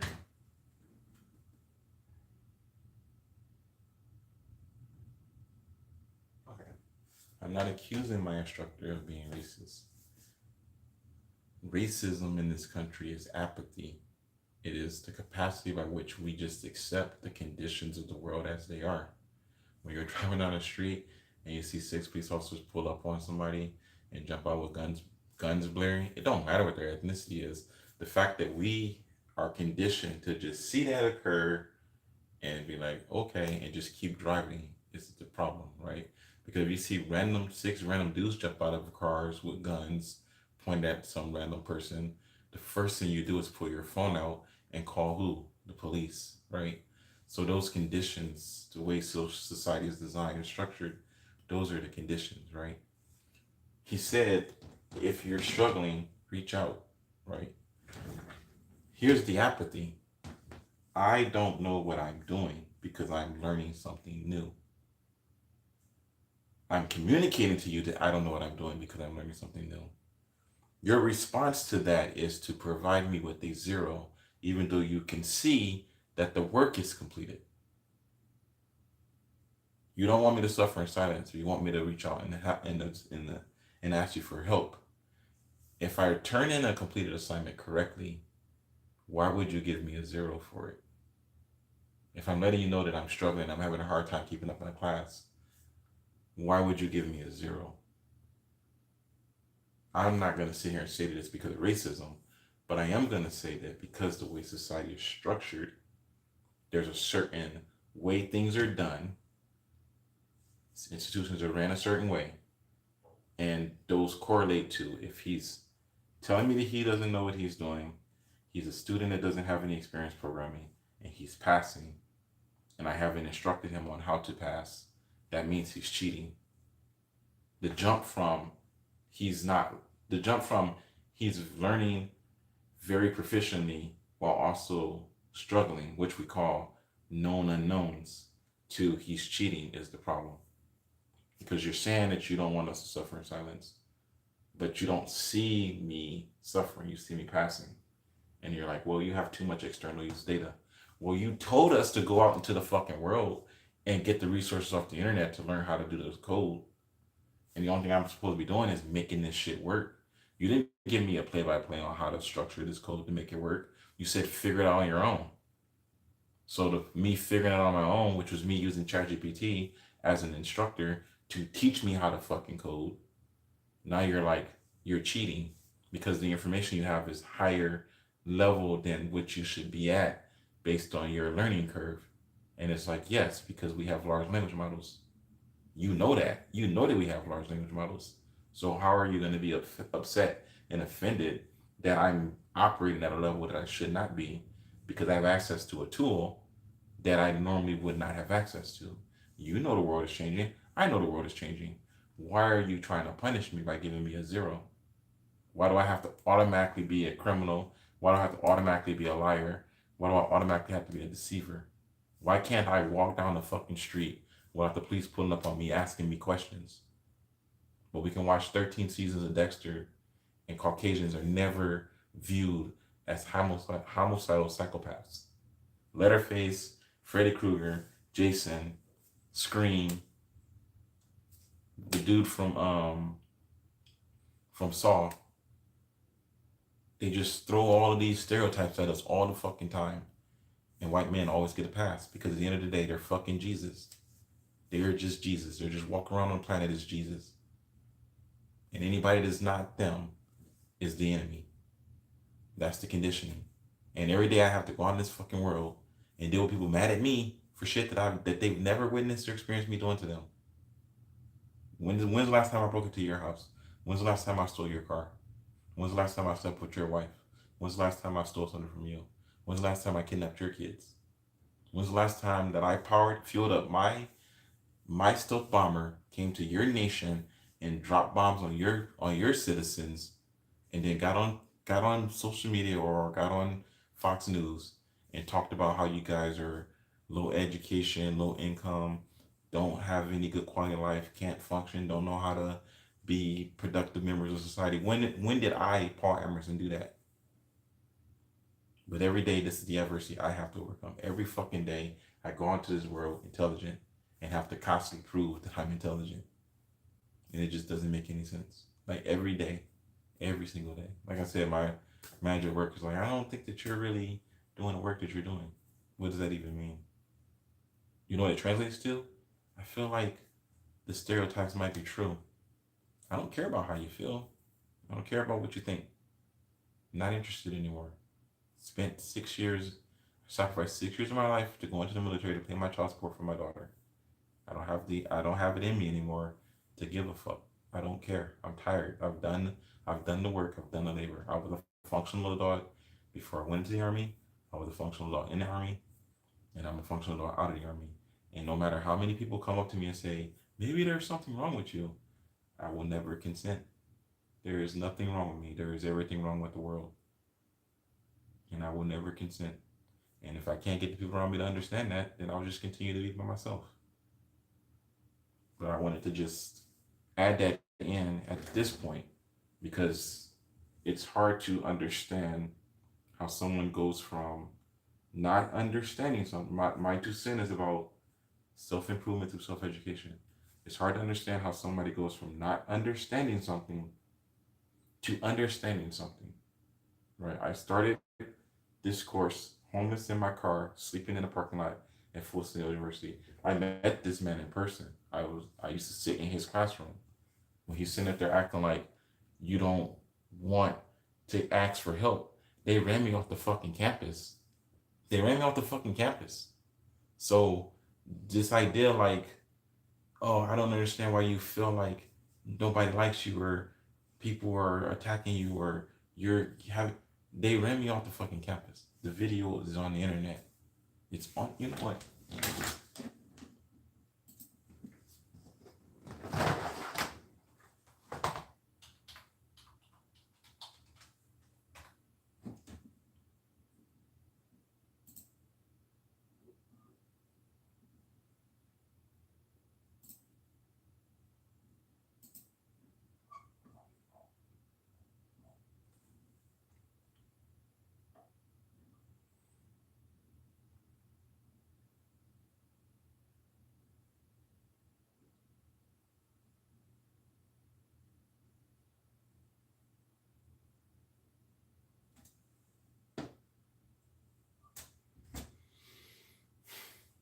Hold on.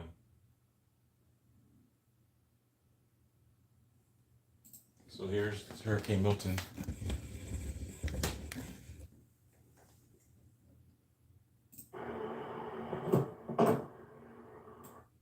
This is me in For Florida. 3 days, I try to do a 3-mile run. At the end of the year, my goal is to do a 40K, which I am definitely not ready for. I don't really know what I should do to get ready for it, but the goal is to complete a 40 to 100K at the end of the year, at the beginning of next year. The first of 2025, I'm planning on doing a 4-mile run. So that was right before Hurricane Milton. Let's scroll back through. This is the stuff I'm talking about. All of the videos are here. This is because this is literally me at Fullsail. This is me at actual Full. That was a Fullsail Lance Fullsail University Lance. Little mic just said, Sleeping in my car.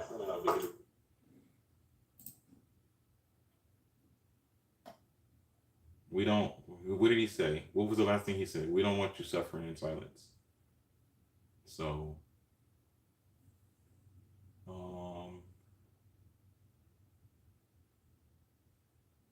where is it?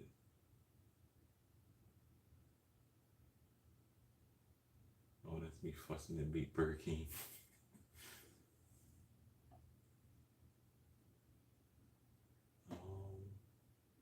Here it is.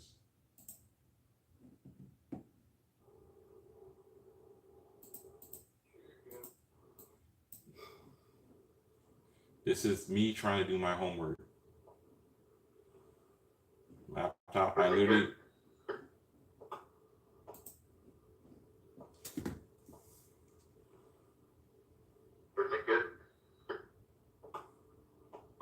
Yes, I'm fucking.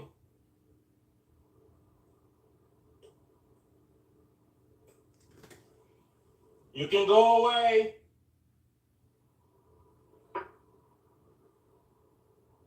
Have a good day, officer.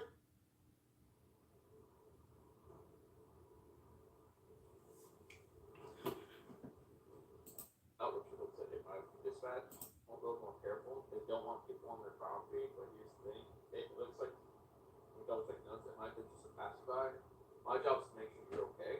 I'm fine. But here's the thing. If like everything checks out, which it looks like it might be dispatch, I'm gonna leave you alone. You're an thing. Just wait. If he goes to holler, the other thing I can tell you is like this isn't the worst area, but obviously woods. You got a lot of acres there. I'm getting calls and stuff. We get a few break-ins here and there. So like. Where should I go? Like, yeah, I don't know. But like, I'm just trying to like give you because the place that I was where I should be, and I just need time. There's no way for me to not need time. So I just got 3 questions for you, and I will leave you alone. I promise. Okay.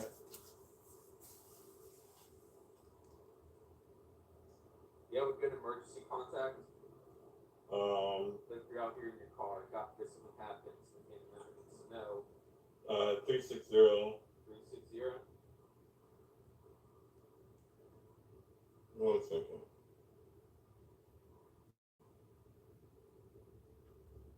Who is this to? My mother.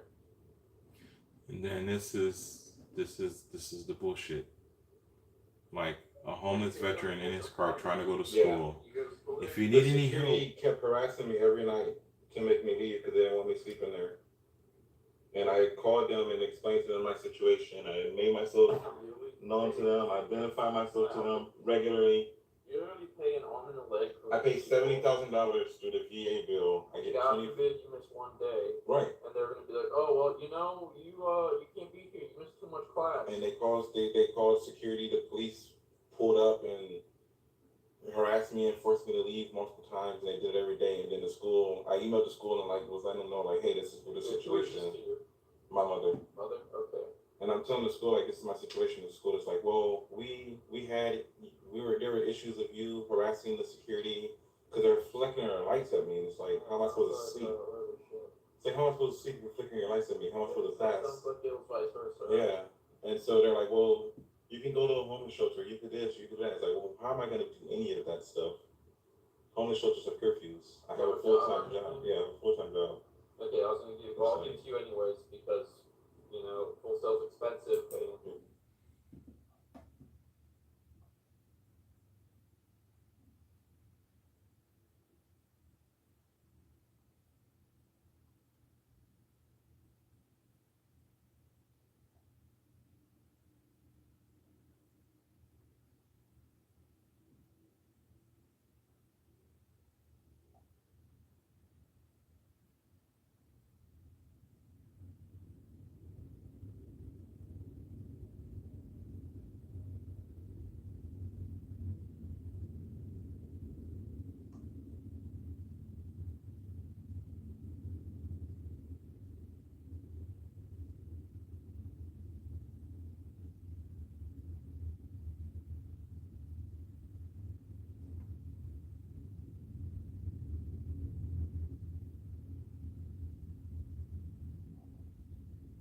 We're getting there.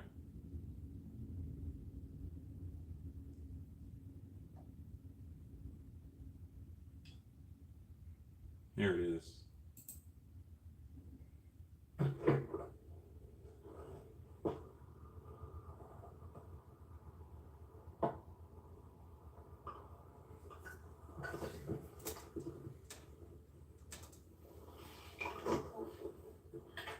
This is after the incident with the police officer. Right after the hurricane.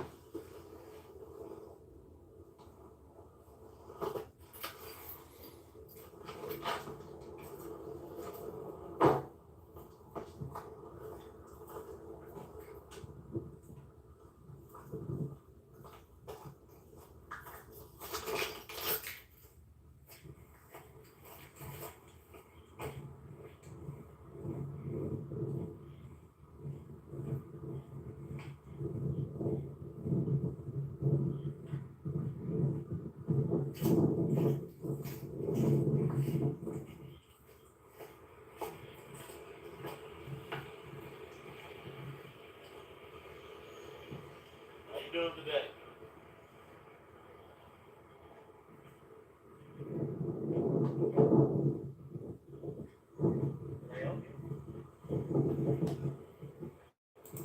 No, I didn't say anything to this guy. I said nothing to him. I'm in my rights as a citizen. I'm not doing anything illegal. I'm not doing anything wrong. I said nothing to him. Nothing. There was no screaming, no yelling, all that stuff. People, you need to be calm. You need to relax. You need to chill out. I did none of that. The only thing I did was gather data so that I could prove what is occurring, and what is taking place. He didn't get the response from me he wanted.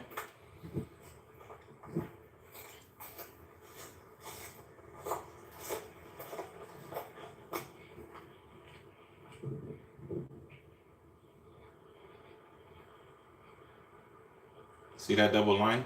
See this double line? Everybody knows that you're not supposed to cross those. Go here, Fullsail. You're trespassing. Do you go to Fullsail, you're trespassing. He knows who I am because he works with the school. He knows that I'm there. He understands that the red car is always there. They pull up on me every day. They circle my car every day. And they harass me all the time. So by the time you get to a point like this where he's going to directly confront me, they can make up whatever the fuck they want to make up. I do. He asked me a direct question. Do you go to Fullsail? If you don't, you're trespassing. My response to him was, I do. Yes, I am where I'm supposed to be. There is absolutely no reason for him to approach me or say anything else to me. I answered his question. So at this point, he's supposed to say, have a good day and leave. Have a good day, sir. No. Have a good day. You're harassing me. You are harassing me. I am a Fullsail student, and I am not trespassing. Why are you harassing me? Why are you harassing me? Why are you harassing me?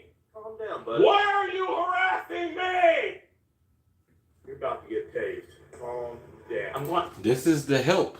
This is the fucking help. When they say shit like, when you hear them say, everyone when I can. Information ahead. So go ahead and like take time to go through everything in the first section where it's like welcome to PG1, introduction to your professor, the quiz, basically everything in there. Highly recommend doing that. Then next is going to be do your best to do a little each day as your schedule permits. Putting everything off until the weekend will make the class much more difficult. So I guess right there is a good point to talk about office hours. My official office hours are 5 to 10:30 p.m. Monday through Friday. If I'm awake, I am on Discord. I'm awake most hours of the day. Like I said previously, the end of day for me is typically around 3 in the morning. So if you do happen to message me outside of those hours, if I am not doing anything, I may get back to you. I may get back to you immediately. You could message me at like 2:55 and I might get back to you. I can't guarantee it because after my office hours, like I have a bunch of other stuff that I'm doing, either grading or playing games, watching stuff, running errands, stuff like that. So I can't guarantee that I will get back to you in a timely manner outside of my office hours, but I do try to get back to everyone when I can. There is coverage pretty much on Discord. That's where everyone uses what everyone uses currently for their office hours. Is there is coverage from, I believe, 9 to 9 most days. Weekends I can't guarantee because I rarely check Discord on the weekends. I'm usually out and about or traveling. But there are times, like either in the late evening or the very early morning before I start my day, that I will check Discord on the weekends. So again, do your best a little each day to check everything, MSO, Discord, review the material, and try and get any work that you may need to do done. And then the last little bit on this slide, probably the most important, is ask questions as often as necessary to make sure you are acquiring the material. We do not want you suffering in silence. We do not want you suffering in silence. We do not want you suffering in silence. But this police officer, they've been harassing me for fucking months. Acting like they don't know that I'm there, pretending like I don't exist. They don't want the homeless man there, running down the property value.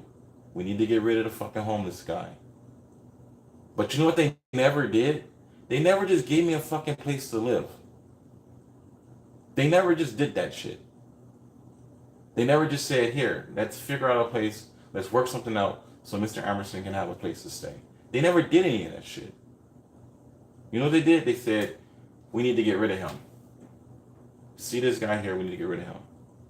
I went to them on multiple occasions and communicated to them exactly what was going on, what was needed to happen, and what I was trying to do. And the response was this. He asked me if I was a student. He said, if you're not a student, you're trespassing. I said, I am a student. I do belong here. He didn't say, okay, have a good day, carry on, and then go talk to the actual security guards to find out more information about this person, because they already had arranged it and set everything fucking up to achieve the objective they were already going to try to achieve any fucking way. That's the part that's where the disconnect in society is. Because the only thing people do is say, oh, well, it's your fault. Oh, you did it. But we're not. An 18-year-old adult is not a child.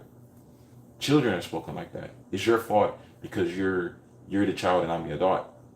You don't have the faculty to understand the complexities of why you're fucking wrong. But when you're an adult, you have the faculties to understand why you're fucking right. And I don't need people staring at me all goddamn day that aren't the same complexion as me, understanding the conditions that the adversities that I'm trying to overcome. I don't need that shit. And it doesn't make any fucking sense. Because it's not like it's not possible for you to find a place for me to live and to put the money up for me to live. You're just not invested in me taking care of me. But it's inconvenient for you to have homeless people living on your property. But guess what? Fullsail lets that shit happen all the goddamn time. It's part of their structure. Most Americans sacrifice what they have to go to school, to chase and pursue their dreams, and they go to Fullsail to do that shit. And even though Fullsail knows that this is what's happening and that's what's going on, they don't fucking care. So when he sits there and says, just ask questions, we don't want you suffering in silence, I didn't even say anything to the officer. I just went and got his information because I'm tired of him harassing me. I'm tired of him pulling up on me, watching me all fucking day and all fucking night, following me around every day. Like, all I'm trying to do is my homework and get through my school, get through my classes. But you guys keep looking at me and wanting me to be a problem. And I don't have the energy for it. And now here, everything I need to do what I need to do. And instead of him seeing my learning curve and saying, hey, I noticed that you're deviating from the structure of the class. You're doing an excellent job in the programming component, but you're deviating from the structure of the class. He didn't do that. He just gave me a fucking 0. Because if I try to do the things inside of the structure that they're giving without any knowledge of what it is that I'm supposed to be doing, I'm not learning any fucking thing. I'm more focused on actually learning and understanding what I'm doing than I am giving a damn about the structure of the class. Because what's the point in following the fucking instructions if they don't work? If I look at your videos and follow your videos verbatim, they're not compatible with the actual lesson. So even though I can do everything you're doing play by play, programs don't work that way. It's not gonna work. It's not gonna fucking work. If you're saying that a method if you're saying that a free function is a method, and I'm trying to understand how to put the method together, but you're not giving me a fucking method, you're giving me a function. There's no way for me to make a function work if I think it's a method. And there's no way for me to make a method work if I think it's a function. They're not the same thing. And when you're researching on the internet and you're looking at the wrong information because you don't have the knowledge or the wisdom to understand what you're supposed to be doing, there's no way for you to get that shit to correlate. There's no way to correlate them. There's no way to make them mesh. But people think that I was outside and it started raining and then the tree fell because of Jesus. That's not how you do shit. Jesus is not the answer to every last question. Jesus is the correct answer when you don't have an answer. Having beliefs and having understandings and not understanding the statistics and probability, the way the world works, is a good way to live your life and be alive, but it does shit for problem solving. Absolutely nothing. If you're hungry, you have to go in the kitchen and cook some food, or you have to get on your phone and call DoorDash. But at the end of the day, if you're hungry, you need to put organic matter in your stomach. That's the foundation of the problem solving. All the other shit we put on top of that doesn't change the basics. And we don't understand it. I'm hungry, I need to get DoorDash. No, you need organic matter in your stomach. And that's what I'm doing that's why I got a 0. Because I don't need all that extra bullshit. I don't need to learn how to follow orders and be an adult, and I don't need none of that shit. Your instructions are just gonna make me fail. If I follow your instructions, I'm gonna fail. Because I'm set up for failure. What I need to do is I need to understand how hello world as a statement runs and executes. What the syntax is, how it runs and executes. I need to understand that these brackets are the body. I need to understand that the return statement is going to correlate to this up here, and that this down here is going to go over there. And I don't know. I don't have a language. You know what I did? I matched the fucking colors. Well, this is this color. This should be this color. Okay, this isn't the right color. Let me change it to this word. Okay, that's not the right color. Let me change it to this word. Oh, those two seem to be working together. Okay, does this pass? No, it failed. Okay, let me try to do it this way. ChatGPT, the thing that I did didn't work. Can you tell me why the thing I did didn't work? Oh, it didn't work for this reason. Here's half of the understanding because I can't violate the academic policy. ChatGPT, that's a waste of my fucking time. I don't understand why you can't just help me. Well, based on the things in the lessons, and what is all that extra shit? Hey, why is there an underscore T, an underscore D behind this word? It doesn't match the work in the actual lesson. Oh, well, I'm supposed to do this and that. And then I look at the actual code and it's like, oh, you guys put dumb shit into the actual code. Why didn't you put helpful shit in the code? Why didn't you put the actual limitations on what is expected of me in the actual fucking code so that ChatGPT could have used that information to actually instruct me? Why didn't you prompt ChatGPT to give me the actual necessary instructions? Why didn't you do that? Because you want me to fail. You want me to fail. This is the bullshit. Like, this is what the bullshit I'm gonna get in my car and I'm gonna have a good day. If you want to know who I am, contact Fullsail and ask them. I've been here long enough. Have a good day. Have a good day, sir. You heard him say, I am with Fullsail. I've been here long enough. Have a good day. I am with Fullsail. I am with Fullsail. I don't know who you are. I don't know why you're here. I need to see some identification. I need to understand who you are. I need all this information because I don't know you and I don't have any information about you, and I need you to give me your information. And then I say, get in contact with Fullsail. They'll tell you who I am. His response, because of the arrogance, is I am with Fullsail. If you are with fucking Fullsail, then you know who I am. Because I've been here for more than, that was my 5th or 6th month. I have been there for at least 6 months. I was at this point. I had to have been in PG1. No, I think I was taking English. No, this was PG1. No. This was English because right after this I left. So I had completely changed my whole course to creative writing. So right now I was in creative writing because after this I just fucking left. I just left. I just got tired of bullshit. Good day, I got in my car, moved my car to another location in the parking lot, and they pulled up. All this energy. None of this was like, you know, Mr. Emerson, we're really tired of you living on the campus. We're gonna help you get a place. What do we need to do to help you get a place? We don't want you to suffer in silence. What do we need to do to help you get a place? How can we assist you in getting a place? That was never an option. That was never a thing. It was always just this bullshit. It's always just this bullshit.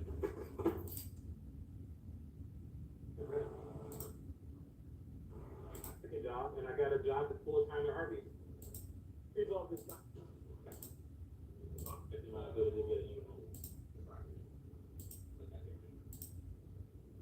Person GPA in school. I spent 6 years in the military. I came calling me, you know, you're on our property, we don't want you here. And then I came back. And it's the same thing. I pulled into the parking lot, I got security circling me, I got people watching me. I moved to another part of the parking lot, I got people watching me. I moved back over here, people watching me. And if it's in my head and if I'm schizophrenic, give me a disability check. I am competent. I have over a 90% GPA in this school. I spent 6 years in the military. I entered with a military score of 110. I'm not fucking stupid. I'm not retarded.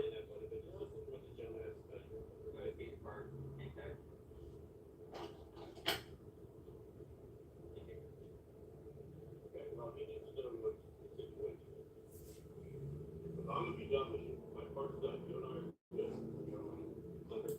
Alright, so let's come to discipline. This is going to discipline. And conduct yourself like that here, man. Alright?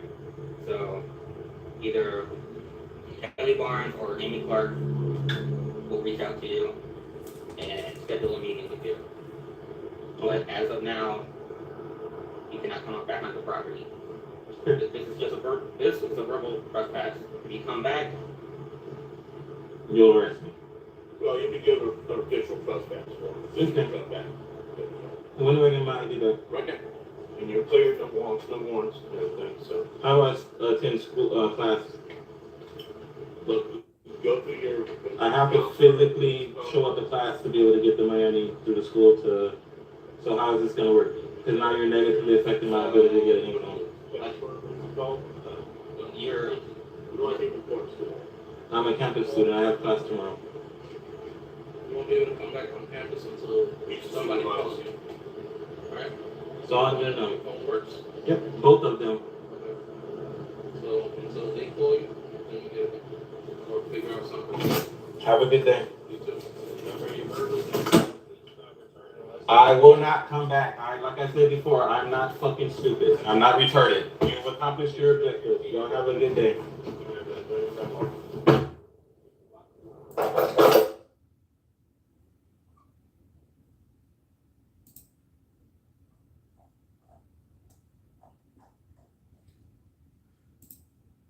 So then after that,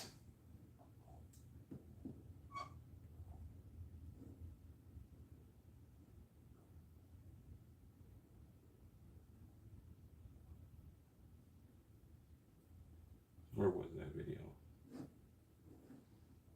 It was here, right? And then here. Then here. Let's do this here.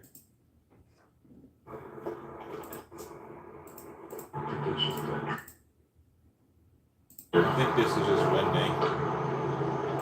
Here's another vehicle. That's over here. I think that was just Runday. And then where is it?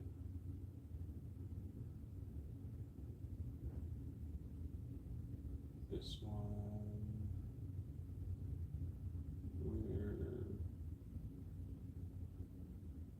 still on the campus. Oh yeah, my review for Fullsail. And then this. And then let me do this for you. Let me show you guys. 3 times, striking her in the face. 1078. Prosecutors say Grayson's partner. Start watching right now. But we'll see if YouTube's gonna work.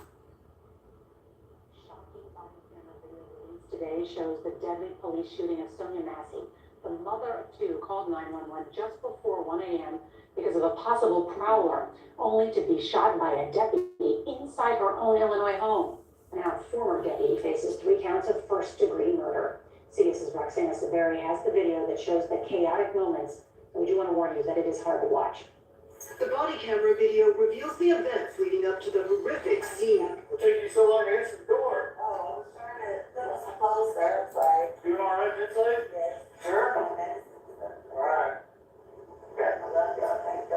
Inside the home, Sangamon County Sheriff's Deputy Sean Grayson can be heard asking Sonia Massey to check on the stove. We don't need a fire over here. Within seconds, things become tense. Huh?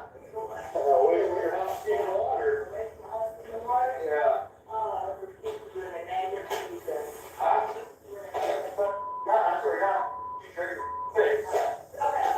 Massey starts to set down the pot and apologizes. If you notice, I want you to pay attention, right 3 counts here. Doing all right, inside? If you focus and don't get distracted, pay attention. Massey starts to set See that down the hand? pot and Did you see his hand? He tried to turn his video camera off. He tried to turn it off. That's why his hand went over the actual video footage. apologizes. Grayson fires 3 times, striking her in the face. 1078. Prosecutors say Grayson's partner tried to give the 36-year-old first aid. Tried to give her first aid for a bullet wound to the face. This is right after I got kicked off of Fullsail's property. And then I just left. I just fucking left. And this is it. This is everything. This is all of the information. It's all the relevant information. And then when you sit back and you listen to people like Charlie Kirk say black people are low IQ or Elon Musk, I don't want African Americans flying airplanes because they have these policies and these programs designed to make sure that they're able to stay in school. This is the reason why. The whole fucking structure is designed to make sure that only Caucasians are going to be fucking successful. And we call it cheating. We call it fucking cheating. It should be perfectly normal for 2 people, regardless of their complexity, who they are, where they came from in life, to be able to compete in a fair, equal way in the world. And it's just not set up that way. It's just not set up that fucking way. There are things put in place to make sure that some institutions never fucking fail. And other institutions are not able to grow because of that. It's just like trees in the forest. Trees grow as fast as they can, and the trees that can grow the fastest are the ones that are successful. And then they block out the sun to everything else, and then nothing else can grow. And then when that super tall old tree dies, and a pillar light comes shining in where otherwise there was too much darkness for things to grow, everything races to the top to be the next fucking tree. But humanity has created conditions to where if you're not Caucasian, you're not going to have the opportunity to make it to the top fast enough. You're going to have literal things preventing you from growing fast. You're going to have a white tree sitting next to you like, what's the hurry, man? What's going on? Like, I'm trying to hurry up and get to this light. Oh, no, don't worry about it, man. You good. You straight. You tall enough. You could just relax. You don't have to worry about it. And then as soon as the other Caucasian tree gets a little bit taller than the African American tree is like, man, I gotta hurry up and get to this light. Like, no, don't worry about it, man. When I get to the top, I'll make sure there's enough space for you to catch up. There'll be room. Don't worry. And then once the Caucasian tree makes it, it's like, I mean, you had your opportunity, you had your chance. You chose not to go faster. You chose not to make an effort. You chose to just go along and get along. So that's what this is. And the only reason why I'm putting this on here is because my 2 cents is self-improvement through self-education. Like, it literally is everything, or at least that is how I started. I started my 2 cents because I exist in a sea of ignorance surrounded by people that I share little or nothing in common with. I love pondering the big whys, and often would say, what is the point in philosophizing if nothing is going to help you have a better quality of life? So I started my 2 cents to see if I could apply philosophy to my everyday modern life. So this is just the application. This is why I started Runday. This is just the correlation of the thing. So.